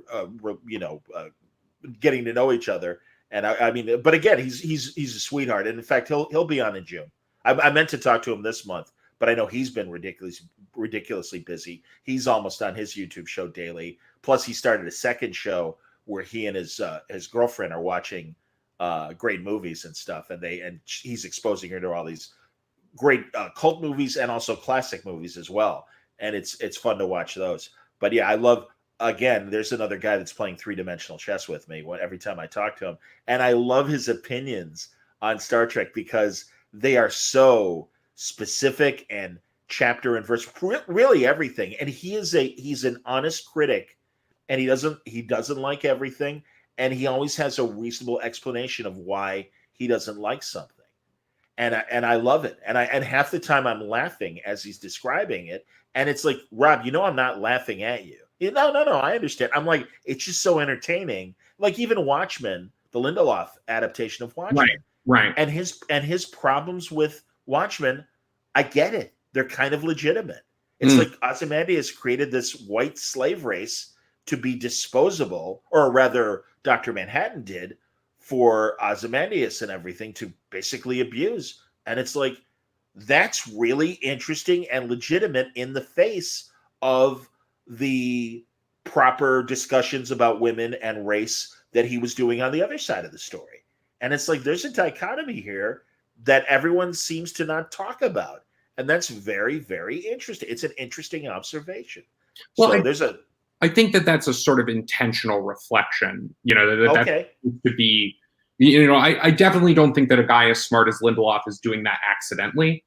That's fair. And, yeah, maybe you're right. And I'm probably not thinking about it analytically enough No. to appreciate it. No, but I appreciate that point of view. I agree with your ranking of Star Trek. And yeah, the original series was amazing. And also, nothing drives me more crazy than hindsight wokeness of, well, that certainly wouldn't fly today. And it's like, yeah, we know. And we are better today. Of Right. course we are. You don't get a time machine and change everything. Well, and you don't get brownie points for pointing out the obvious, but also appreciate the fact that Roddenberry, at the height of the 60s culture wars, is like, hey, guess what? Women are important. Other races are important. Other ethnicities are important. And in the face of American exceptionalism in the space race, he's like, well, yeah, in the future, of course, a Russian's going to be there. What do you think they're doing right now? Stupid stuff like that. Or of course, Uhura's an officer and a respected officer. And again, you got to give them credit. Or they don't know the full story. Hey, all the women are in short skirts and everything. Yeah, that was a network note. Because if you go back to the cage, all the women are wearing pants. Yeah. So, I saw Tim Gunn once criticize the TNG uniforms and espouse enthusiasm for the TOS uniforms. Wow. Something to be said for, I don't know. I think everyone should be allowed to dress however they want, including men looking like men and women looking like women when they want to, And I think there's something to be said for those TOS uniforms as like, well, they sure showed off curves. They sure knew how to. And I think my ideal Star Trek is one where men and women can be in skirts and men and women can be in pants, What about the animated series? Oh, I love it. Me too. Absolutely. First season story by DC Fontana, absolute hero of science fiction, DC Fontana. Oh God, yes. Yeah. Another great that left us too early in the last couple of years. Yeah. And it's a shame. Lou Scheimer, before he passed away, one of the main guys of Filmation, I saw his San Diego panel, and he's like, as far as I was concerned, those 17 episodes of the animated Star Trek, he goes, we were doing the fourth season of Star Trek. Yeah. He goes, I don't know, and then obviously Roddenberry's like, well, it's not canon. Yeah, tell that to the fans, man. And especially after the fact, but he didn't during the fact, he said it was canon. Oh, okay. I didn't realize that. Yesteryear, which I think was written by Dorothy Fontana. Yeah. It's the greatest, it's one of the best Spock stories ever. And it really is. Watched that episode the other day. It's actually funny how much the J.J. Abrams Star Trek 2009 takes from Yesteryear. Yeah. And they do. And again, I will couch this as this is my opinion. Yeah. Zachary Quinto could have been a great Spock, but making him as emotional as they did in the JJ movies, it's like, no, don't do that. Don't do that. Please don't do that. No, I'm actually not going to say that. I can't say that. Don't worry, buddy. No, it's okay. Don't worry, John. I got your back. Work with things and people that it's just like, oh, right, I can't just, No. I totally understand, man. It's quite all right. I'm in love. I actually love Star Trek 2009. It's like one of my absolute favorites. It's a fun movie, and like I said, with Bruce Greenwood was great as Pike, and it's a lot of fun. I really think Star Trek Into Darkness was a mess. Oh yeah. I think Star Trek Beyond was better, but again, I think Spock disappears when he's too emotional. I mean, and he's no longer Spock. everything in 2009 makes sense. Like, to me, Spock in 2009 is like the gay kid in the locker room shouting about how he's not gay. Like, it's you meet, every other Vulcan you meet is not worried about the fact that they're human inside, right? Spock is so concerned with the idea that he's human that literally the thing that he's most emotional about is the possibility that he has emotion. And like, I think that he is spot on in 2009. I think in Beyond, when he's like crying and screaming for no reason, I'm like, this is supposed to be a grown-up Spock. Like, why are you acting this way? You know? Yeah. Like, Well, and also, go ahead, John. Quiet. If you just lost your mom, you just lost your planet. You know? Like, what is he even crying about in that movie? It's the death of old Spock. Yeah. No, I agree with you on that. And the Wrath of Khan attempt to do a reverse mirror image of, they hadn't earned that story. And that's why Star Trek II is such a great movie. And I know I've said this a million times on the podcast. The subtext of that movie between Kirk and Spock is Kirk doing the cliche of, I'm getting too old for this. And Spock, very reassuring, is like, no, you're not. We got this. Don't worry. If you don't believe in you, I believe it. When he says, if I may be so bold, taking the admiral's chair was a mistake. You were born to command, or however he says it. I'm paraphrasing, but it's like, commanding a starship is your first best destiny. Anything else is a waste of material. That's him saying, you're still Jim Kirk, and I believe in you. If you don't believe in you, and throughout the movie, oh shit, what are we gonna do? We got this. Don't worry about it. And he is just his right arm. And then that amazing moment when Bones is on the intercom and, Jim, you better come down and you better hurry. And he looks at the empty chair and it's like, oh shit. That moment when Scotty's voice cracks over the radio, it's like, you better come down here. Like, oh, every time I can't help it. I start to cry every. I'm half misting right now. And John, I don't know if you have it, but when Hallmark came out with the Death of Spock Christmas ornament, I had to buy it. Oh, and I don't know if you know about it.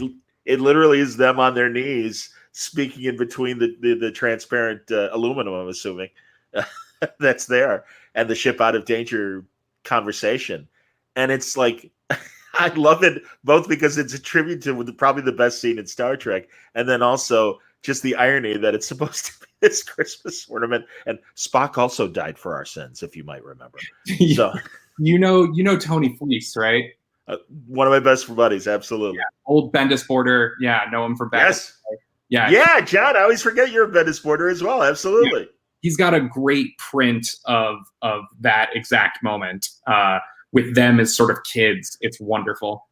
It's a parody of those Love Is naked cherubs like hugging each other, and there's some chicken soup for the soul kind of like, quote or something underneath them.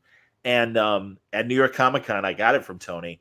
Yeah. And this is when I met my friend Julianne Emery, the wonderful actress that right now is on the current season 6 of Bosch on Amazon Prime. And we were at a dinner party of actor friends on Saturday night, mutual friends. And I come in and she answers the door, and I literally have this poster in my hands. And she's lovely. And she's just like, oh my God, that's the saddest scene ever in Star Trek history. And I'm like, hi, I'm John. Who are you? I'm like, I think we're going to be talking for the rest of the evening. Yeah. And we became fast friends after that and stuff. And please, I had no illusions. She's married. She's a lovely woman. Her husband's a great dude. But literally, and it's so sweet because literally, like, I haven't seen her in years. And she came on the podcast as well. We did a wonderful video interview to promote Bosch. And I'm like, do you remember this? She's like, of course I remember that. That's when we met. I'm like, you're a doll. That's fantastic. Wrath on is such a perfect movie that it literally pains me sometimes to try to choose a favorite Star Trek movie. Between Star Trek 2, Star Trek 6, and Star Trek 4, like, I love them all so much. Sure. And Star Trek 4 is obviously messier and more flawed. But it's fun. But it's so good. I think it's my favorite of them. Just because that's funny. It's the most irreverent and fun. And like, it's full of lines that it's like, you're from space. It's like, no, I'm from Iowa. I work in space. Well, they literally are fish out of water. And like, I can't believe how backwards society is 300 years in the past. And they're so consistently in character throughout the movie. And of course, for me, it's Chekhov's interrogation scene. Yeah. Name. My name? No, my name. I don't know your name. And what happens after that? No, it's great. I agree with you. I think Wrath of Khan is my favorite of the original series movies because you're right. It is perfect. It's run silent, run deep as a Star Trek episode as far as the battles go.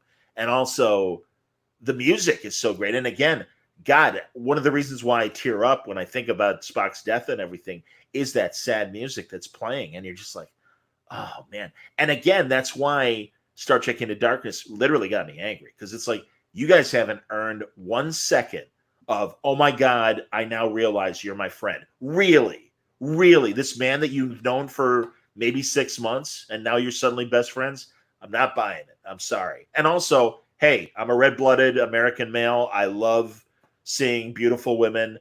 Alice Eve's underwear scene, completely inappropriate and completely gratuitous in the worst possible way. And it's like, come on, man. You guys aren't even trying. It's very on Star Trek to me. It's got an incredible soundtrack, though. That's funny. Yeah. I'll have to. I will. And that said, I will watch it when it's on. I'll watch all the JJ movies. And frankly, listening to my show, and a lot of people that are hanging with us on this conversation certainly know my feelings about new Star Trek. That said, I remain optimistic every week. I'm like, well, maybe I'll like this one a little bit more. And truly, both Discovery Season 3 and the announcement of Pike, the Pike show, Strange New Worlds, I'm optimistic. And I'm willing to be, because every show gets better as it goes on. As much as I love Deep Space Nine, and I've come to appreciate the first season a lot more in subsequent viewings. And there's a lot of really good episodes in the first season. But it's clunky. And also, it's kind of tough to, like, why are we spending so much time with the Bajorans and all this stuff? And then, of course, as the show progresses, you understand why. But it only got better. And good Lord, I mean, that 7th season is just incredible. And first season of Next Generation and even portions of the 2nd season are clunky. But the Klingon episode from the first season is really great. I think The Long Goodbye, the Dixon Hill episode, I really enjoy. And also love seeing Lawrence Tierney basically doing a Casper Gutman thing, and his lineage in noir movies really justified him being in that TV episode. And then God, Measure of a Man in season 2, and again the impetus for Star Trek Picard, a superior story to what, and again this is me saying this, to what we got in Star Trek Picard, and it makes me appreciate that story that much more. And it really is the heart of what makes Star Trek, as he says, we're supposed to, explore new worlds and new life. Well, there it is, right there, and it's that beautiful speech. And and also when Guinan is like, you realize this is slavery, and it suddenly occurs to Picard, or she makes him come to that conclusion and stuff. It's amazing. I will say this as regards new Trek. I have very high hopes for Lower Decks. Me too. I know Mike McCann. He ran the cool. TNG Season 8 Twitter, which is really funny stuff. If you've never... Absolutely, very funny stuff. That's awesome. I didn't know that. Yeah. He is as hardcore a Star Trek fan as you could be. And I'm friends with one of the showrunners of the Section 31 spinoff. And I could not imagine a show in better hands. That's good to hear. Yeah. So I agree with you. The more Star Trek, the better. There's always, there's the more runway we have, the more chance we have to tell great stories. Yeah. No, absolutely, man. And by the way, IDW killing it on their Star Trek comic books. Yeah. And Mike Johnson, who, as I learned, was a writer's assistant to the JJ office and everything.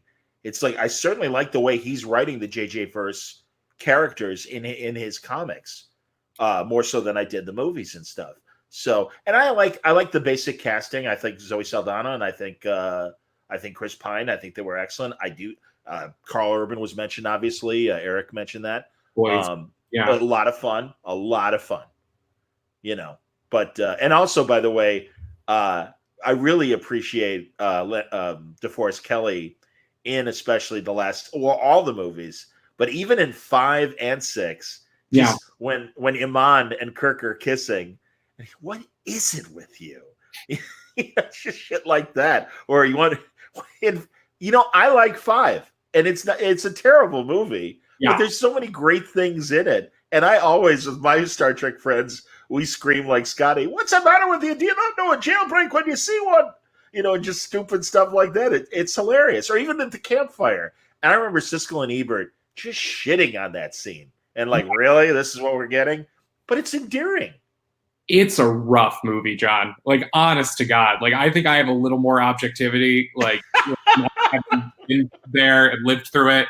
That is a rough flick. I'm hip. Yeah. I couldn't agree more. But again, the rocket boots when they're sinking. Yeah.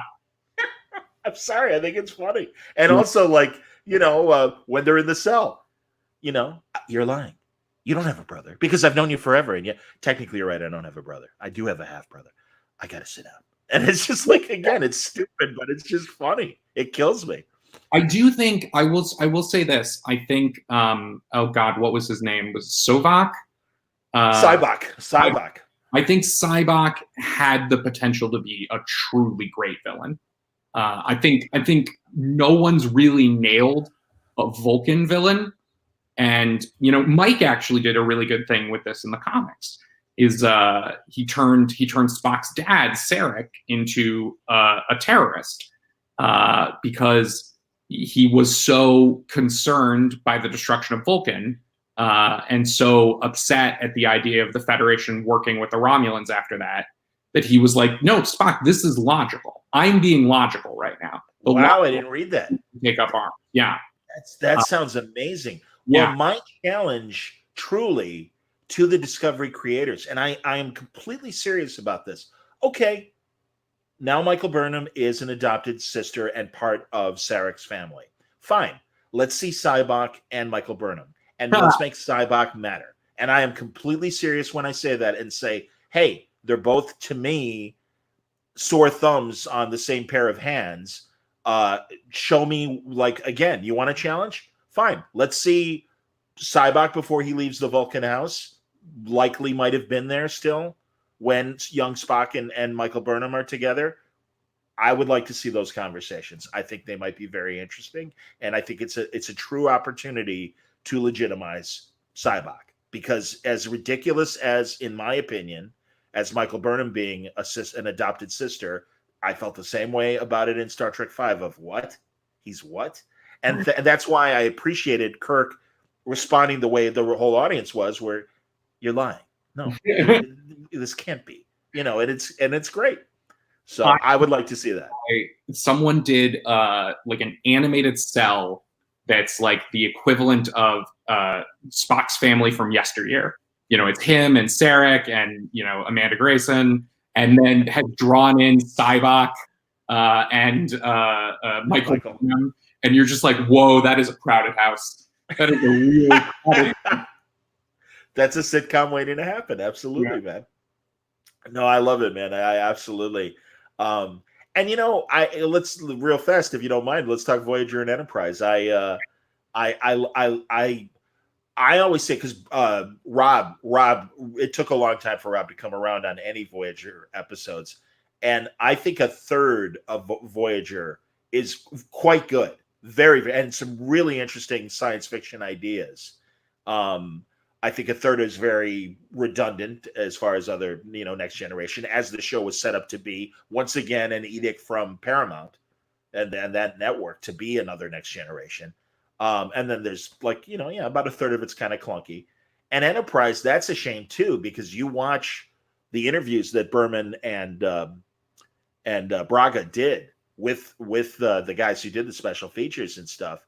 They wanted a very different show where, the Enterprise wasn't even going to get into space, and that the first season would have been Earthbound, which I think would have been a great idea. I love the pitch of Star Trek meets the right stuff. Like, I think that's amazing. Like, the idea that the transporters don't work right, like that's an incredible, that whole section of the 50-year mission. I was like, oh, I want this show, Totally, man. And that reminds me too. I before the virus, I reached out to Mark Altman, and I have to follow up on that. And I'm sure Rob will help me get a conversation with him. I haven't read it yet, but Altman has been doing incredible oral histories, not only about Star Trek, the 2 volumes of the 50-year mission, but he did a Buffy and Angel one that's really good. And I bought his James Bond one. Nobody does it better. And I haven't really dug into that. And that's one of the reasons why I've held off contacting Mark about a conversation, because I kind of want to be up to speed and talk to him about everything, if he's willing and if he's got the time. I mean, who knows? But what's your favorite Bond movie, John? All right. I would say it's a tie between From Russia with Love and On Her Majesty's Secret Service. There you go. Attaboy. That's good. That's really good. I'm Goldfinger and On Her Majesty's Secret Service. Yeah. Love Goldfinger. It's a great movie. I really love the simplicity and low tech of From Russia with Love. And Jesus, Robert Shaw is so great as Red Grant, and literally is a physical equal to Sean Connery. And their fistfights look fantastic. And Lottie Lenya, good Lord, she's amazing. And everybody, Danielle Bianchi is amazing. I believe that's her name, the love interest. To me, it's so great. And because it really is a continuation too of Dr. No, and I think a bit better version of Dr. No. I mean, Goldfinger's great. It's got all the gadgets. It's got the DB5, all that stuff. But yeah, I really appreciate early Bond like that. Well, I mean, that scene where he identifies the Russian spy because he's like, you drank red wine with fish. Like, that is so funny. Yep. And oh God, the guy who died, who plays the Turkish contact, he's the Mexican Pedro. I can't remember his last name right now, but he was amazing. And I love From Russia with Love. And On Her Majesty's Secret Service, hey man, obviously George Lazenby, not the actor that Connery or Moore were, or subsequent Bonds. Definitely probably the last place as far as acting chops. I think it's the best Bond story. It is amazing. Like I think I would have overlooked that movie if not for You in Fraction. Because I grew up, interesting. It was a lame Lazenby movie, right? Like, that's the way everybody talked about it. Sure. I went back, I rewatched it in college, and I was like, this thing is fucking incredible. Like, if I was to just pitch you the story, and I was like, James Bond is told that he's not allowed to go after Blofeld anymore. So to take down the biggest criminal empire in the world, he marries the daughter of the head of the second biggest criminal empire in the world and sends them to war with each other. Like, that is baller as hell. Yep. And then that ending. Yeah. And also, man, I never appreciated until I got older that amazing Louis Armstrong song. And it's so bittersweet because literally I believe it's the last song he ever recorded. Oh, really? So there's that irony of we have all the time in the world and poor Louis Armstrong is dying as he's singing that song. That's also, I think, the best Bond soundtrack. Like, that soundtrack is so good. I even like the moment that people really rag on where he turns to camera and very meta is like, this never happened to the other fella. Yep. No, it's great. And have you seen that Lazenby documentary that's on Hulu? I think I watched it. I don't remember it that well. When people talk about it, though, I'm always like, maybe I didn't see it. That's great. And also what EON stands for, Everything or Nothing, I think is what. And that's a great just history of Bond. And all those Patrick Macnee narrated documentaries that are on every movie, they're, as I think Rob said on his show on YouTube, Burnett, they're better than the movies in some ways. And they hold up more. And all the behind-the-scenes stories. And thank God even Connery was willing to give observations despite his, real frustration and anger towards Broccoli and Saltzman, and how, they kept making money and they never thought to raise his salary in the process. And that's why he left. I think I'll get the Saltzman book. I think I listened to... I didn't know there's a Saltzman book. That's fantastic. The Altman book that you're talking about. Excuse me, the Altman. Oh, yeah. Mark Altman's book. I think there's like a Harry Saltzman book. No, I'm going to get this book because I listened to 50 Year Mission on Audible. And it's actually very listenable. Like, you'd be surprised. They sort of cast, like, not really sound-alikes, but people that don't sound too off. That's great that they have multiple narrators. That's wonderful. Yeah. I have an Audible account, and I've got like at least 10 credits sitting there waiting for someone to tell me, oh, you got to hear this audio, and I'll do it. I got The Kid Stays in the Picture, the Robert Evans narrated book, and oh God, yeah, you bet your ass. Was I mad? Sure. Was I gonna break it? Hell no. John Mulaney, Seth Meyers, and Bill Hader did a series for IFC that was all these mockumentaries that made fun of documentaries. The Documentary Now. Yeah, the 2-part episode they did on The Kid Stays in the Picture is so fucking funny. I couldn't breathe. I agree. I love that show. Everything about that show is just amazing, and it really is kind of the children of Spinal Tap resides in those Documentary Now episodes. No, it's a fantastic series, and I love Bill Hader. And again, there's another incredible mimic, and his characters. My God, what a genius! And then to do the 180 and be so amazing in Barry on HBO. Holy shit, is he good in that show? That show is so good. Yeah. No, I'm with you, John. Absolutely. It's amazing. What else was I going to say about Bond? Oh yeah, we got to ask about Never Say Never Again. What's your opinion of Never Say Never Again? So I don't love it, but you can watch the first 5 minutes. You can watch the opening of it recut on YouTube to be like a Broccoli Bond film with the theme music and an intro, and immediately you're like, I like this 10 times more. I hear you, and it's funny. Again, being old enough to have seen it in the theater, I was like, all right, it's clunky, but it's great to see him back. And now I absolutely love it. I know he's wearing a toupee, but God damn it, that's James Bond. And it's and it's great, kind of in that same way that Frank Miller's Dark Knight Returns is a great comic book. It's like, I like watching 60-year-old James Bond. I like watching old man James Bond kind of see if he can still do it and everything, and that his bosses don't think he can do it. And of course it's also the whole backstory about Kevin McClory and the rights issues with Thunderball that allowed it's an amazing story, and it's fascinating that for people watching who don't know and listening who don't know, he was one of the co-writers of the story for Thunderball because it was originally going to be a movie treatment. And it was rejected. So then Fleming took their work, turned it into the novel. So that when it came time to make the movie, Kevin McClory's like, pardon me, I co-wrote that. And there was a third writer as well. The judge agreed. And he got his credit on Thunderball. It's the only time that Broccoli and Saltzman, McClory is also listed as a producer. And he got the right to remake Thunderball whenever he could. So interesting is like you can make a Bond movie, but just Thunderball. And you can't use any of the Broccoli adaptation elements. Yep. And yet they got Connery to come back to do it. Very interesting stuff. And that was the Battle of the Bonds that summer. That's right. Moonraker. I think it wasn't Moonraker. It was either For Your Eyes Only or Octopussy, I want to say. Okay. Because because Moonraker was 79. Okay. And I think this was 82. Okay. I think. And also that, yes, they got Connery back. So think about it. They have the original James Bond back, and they have the director of The Empire Strikes Back directing. Yeah. Yeah. And that was a big sell. That was a big, big sell. And the Broccoli Saltzman Moore movie did outperform Never Say Never Again. And you're right. I mean, that music is very 80s and very shitty. But it has a lot. I like Bernie Casey as Felix Leiter.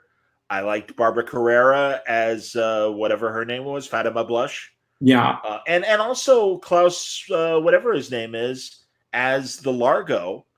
He was quite good. I think he was quite good as a modern. Kim Basinger was great. She did fine. But I really thought I love Adolfo Celli, the great Italian actor that played Largo. But I really felt because he's also in Out of Africa, the great Glenn Close, Robert Redford movie. Oh, interesting. Yeah, and I think he was quite good as a Bond. He was, and how about a missed opportunity in View to a Kill, having Christopher Walken as your Bond villain and Grace Jones as a combination of Bond girl and also like odd job assassin, and that movie sucks. I actually love View to a Kill. I love it. Do you? That's awesome.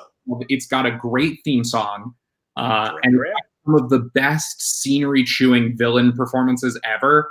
Like, the movie is not good. But if I just pitch you, I'm like, listen, there's a Bond movie, and it involves Christopher Walken explaining his big plan, and then someone says, "You're a madman. Like, I want no part of it." And he's like, "Well, you're free to leave." And the guy walks out of the room, and then you cut to, and like the floor drops out from under him. You cut to the outside and reveal that it's a giant Zeppelin, and he falls to his death. And then you cut back to Walken, and he's like, "So would anyone else like to drop out?" Like, that Wayne, is amazing. Wayne's got the knowledge. It was Never Say Never Again versus Octopussy. There you Okay. go. So, and I like Octopussy, and I like Louis Jourdan, and again, that has its flaws. I read Roger Moore's autobiography, and he claimed that as early as For Your Eyes Only was going to Broccoli and Saltzman and say, or at that point, I think it was just Broccoli solo as the producer, and saying, "Don't you think I'm kind of old? Don't you, Yeah, maybe I should stop." And they kept throwing money at him. yeah. And he is ridiculous, like hanging from the back of a fire truck, looking like the oldest man who ever lived. Yeah. Well, and just how grandfatherly he was by the time of View to a Kill with Tanya Roberts. Yeah. I love in For Your Eyes Only when the skater is literally flinging herself at James Bond, and he's just like, "Okay, take it easy." It's like, calm down, calm down. And it's great. And Julian, I forget his name, a wonderful British character actor. He was a good bad guy. And they got Topol from Fiddler on the Roof to be one of the exotic contacts and everything. I really, and also, it's funny. I like Moonraker and it's fun, but I totally agree with Broccoli, where it's like, okay, we need to get back to basics. Yeah. The tech is getting crazy. You know, what's next? Is he going to time travel? It's like we gotta knock it down a few notches. Well, that was the Star Wars effect, right? Everything, absolutely, for a little while. Yeah. Did you ever see? I saw at WonderCon Richard Kiel one time. Jaws. No, how was it?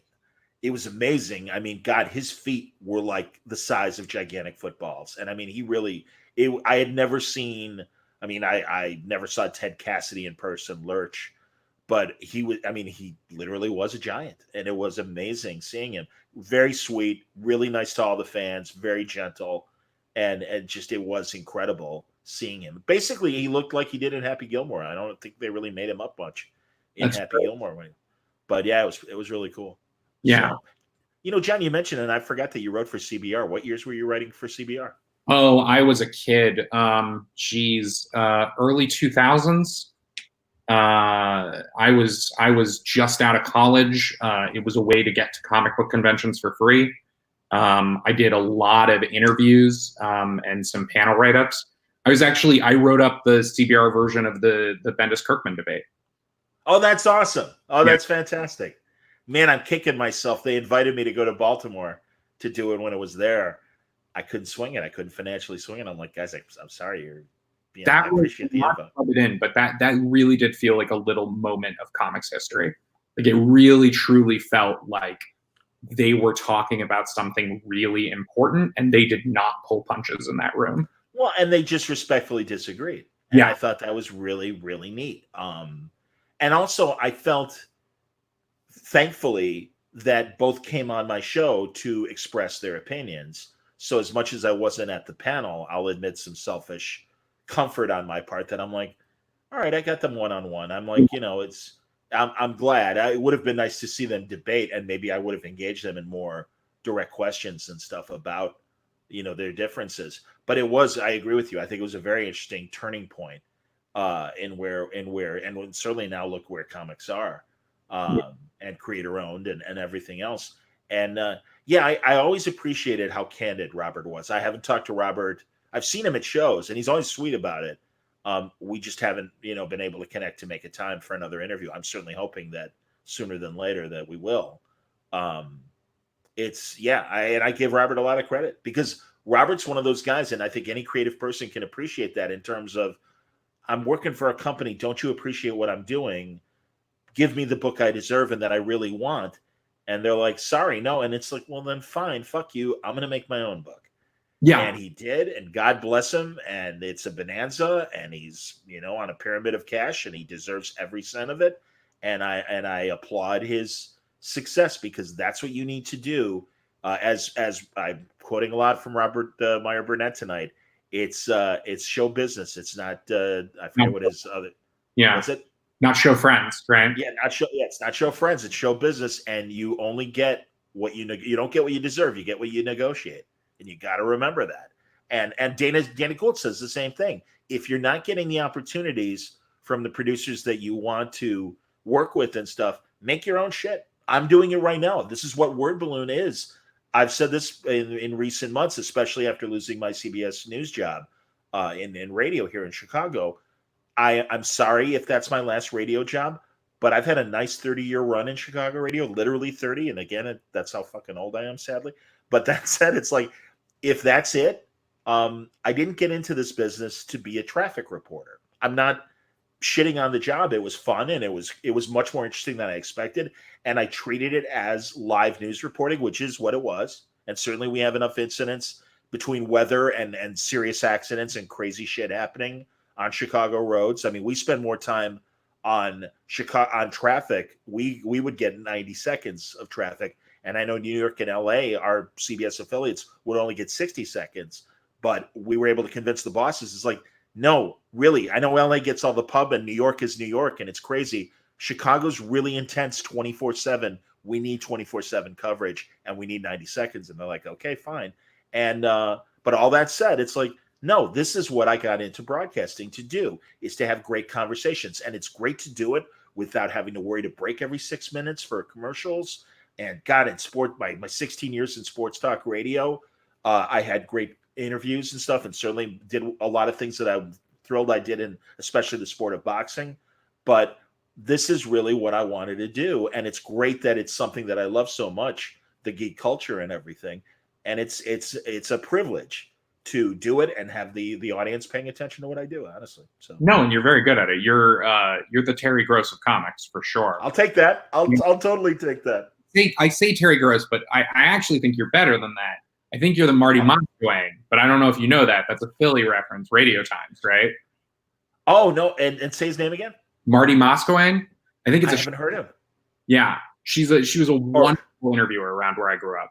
Oh, that's awesome. I before he got Me Too'd, people would say I was the Charlie Rose of comics, and then a fan made a T-shirt with a picture of Charlie Rose.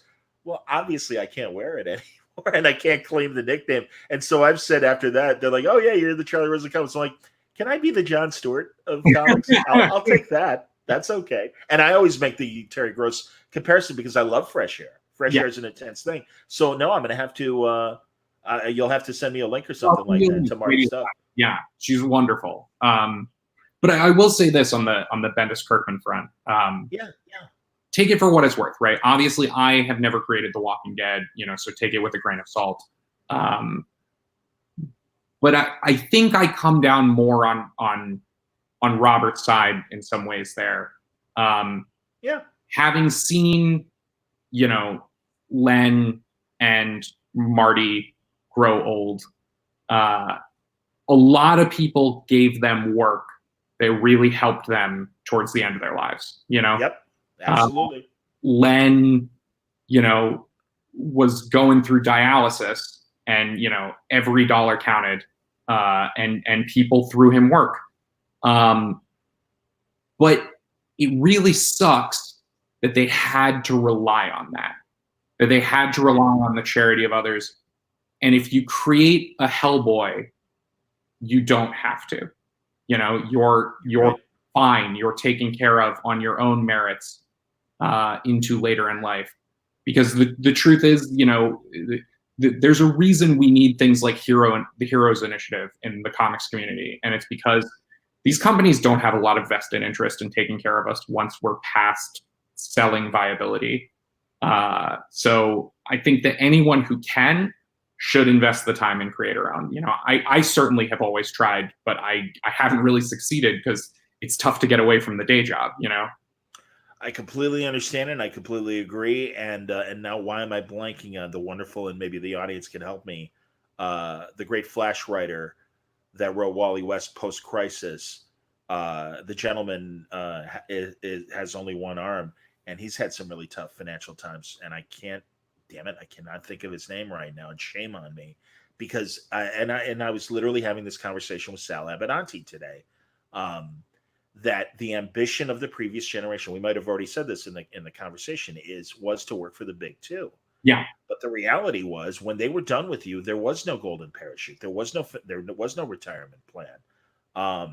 And you're right, and I do see the importance of the Hero Initiative. There's a charity event that's brewing. I can't give more than information than that we should have this conversation on that platform as well, John, because I agree with you. And again, I'm very thankful for the Hero Initiative's existence, and I'm happy to help them. And I was actually part of Mainframe Comic-Con a few weeks ago that sent proceeds to the Red Cross and Hero Initiative during this weird time.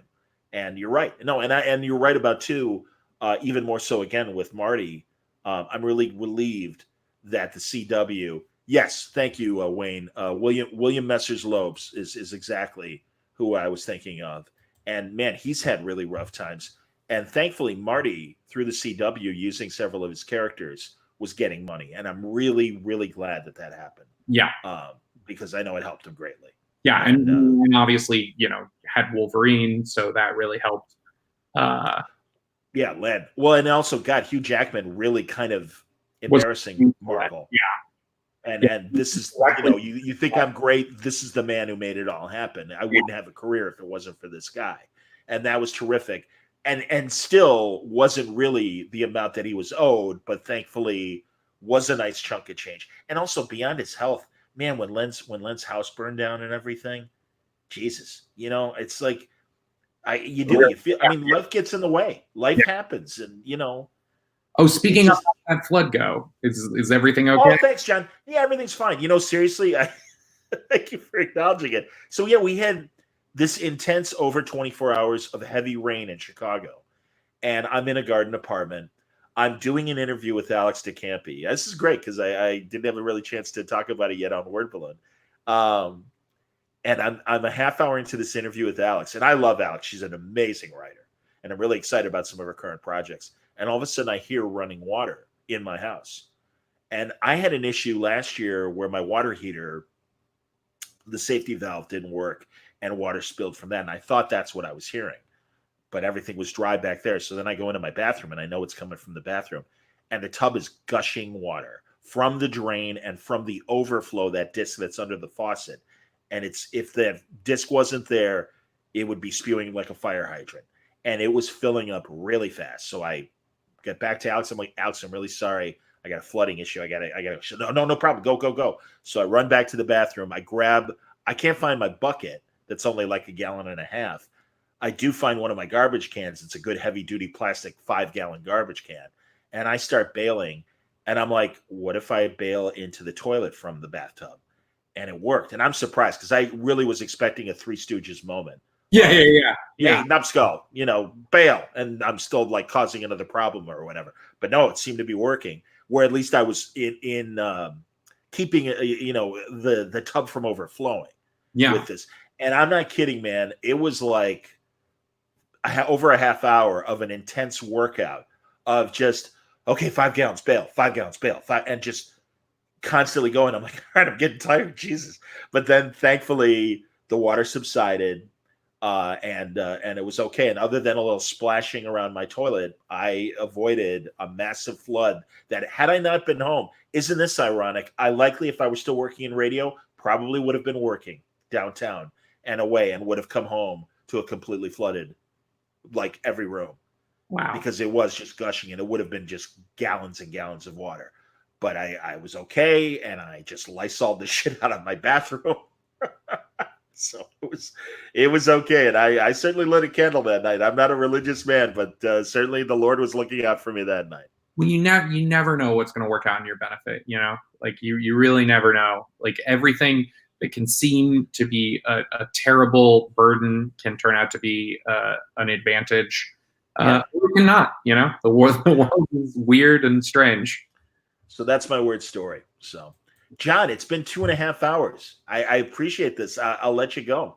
Yeah. 'Cause, You want one more Justice League action pitch before I go? Of course. No, my pleasure. Please. So this was my favorite one that there was no way we were ever going to do because it involved a whole plan for season 2 that I wanted, right? Oh, Where please. my pitch was do Grant Morrison's Multiversity. And every few episodes, we would do an alternate Earth.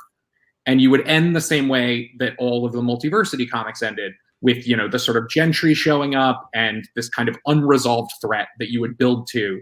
Because I wanted to introduce, it was great that we were doing such awesome little storytelling, but I wanted to see if you could do what like Steven Universe did and like do that, but also have a big arc for the season. And I was like, and then it'll build to, a giant multiversal crossover at the end of the thing. Wow. Our mutual buddy, Eric Carrasco, pitches me this. And to this day, like, I'm going to steal this one day. It is such a good idea.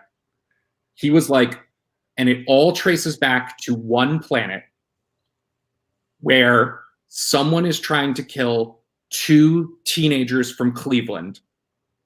And somehow they're at the center of the entire multiverse. And they're Barry Siegel and Joe Shuster. That's beautiful, man. Wow. Outstanding. If only. Yeah, it would have been cool. So they're gonna have to act that out on the Blacklist podcast. Do you know about that podcast? I don't know Blacklist. No. It's not to be confused with the James Spader TV show. It was it's an audio drama podcast where they act out movies that never got made, but were in development and have a script and stuff like that. And it's a great show. And I think they produce only like 3 or 4 episodes a year when they do it. And I don't even know if they're still doing it or not, but it was fantastic and really, really interesting. So very cool. So you're going to have to pitch that to the Blacklist. So, John, excellent conversation. Thank you so much. John, and really long overdue. So I'm really glad we did this. This was wonderful. Thank you so much for having me. And you're welcome back. Absolutely, man. So we'll count on me bugging you, or it's truly when you have something new to promote, you know where to find me. Put up the bat signal and we'll make it happen, man. That'd be wonderful. So excellent. All right, have a good night. I'm gonna wrap things up, or I'd have, but again, we've talked for 2.5 hours, so I want to let you relax and enjoy your evening. But thanks again, man. Have a good one, John. You too, dude. And everybody, thanks a lot for watching. Hopefully there's going to be a little bit more Word Balloon Live this week. We're planning on something for Friday. I'm pre-recording a couple other conversations tomorrow and Thursday. And if everything is confirmed, I'll let you know about a Friday of trivia, back to a trivia quiz. So you've enjoyed it in the past, and we've pre-recorded it in the past. This time, hopefully, we'll do it live. And you'll see some familiar faces if everything works out. Thanks a lot for watching and listening. If you're listening to the audio, see, wasn't John great, man? And I'll tell you, we've been talking about doing this for a couple of years, so I'm glad we finally had the opportunity to do it. And really, thank you all for sticking around and enjoying it. And your questions were fantastic. Your comments were kind, and I greatly appreciate it. So everybody, stay safe, stay healthy. More Word Balloon coming in the days and weeks ahead. Thanks a lot for watching tonight.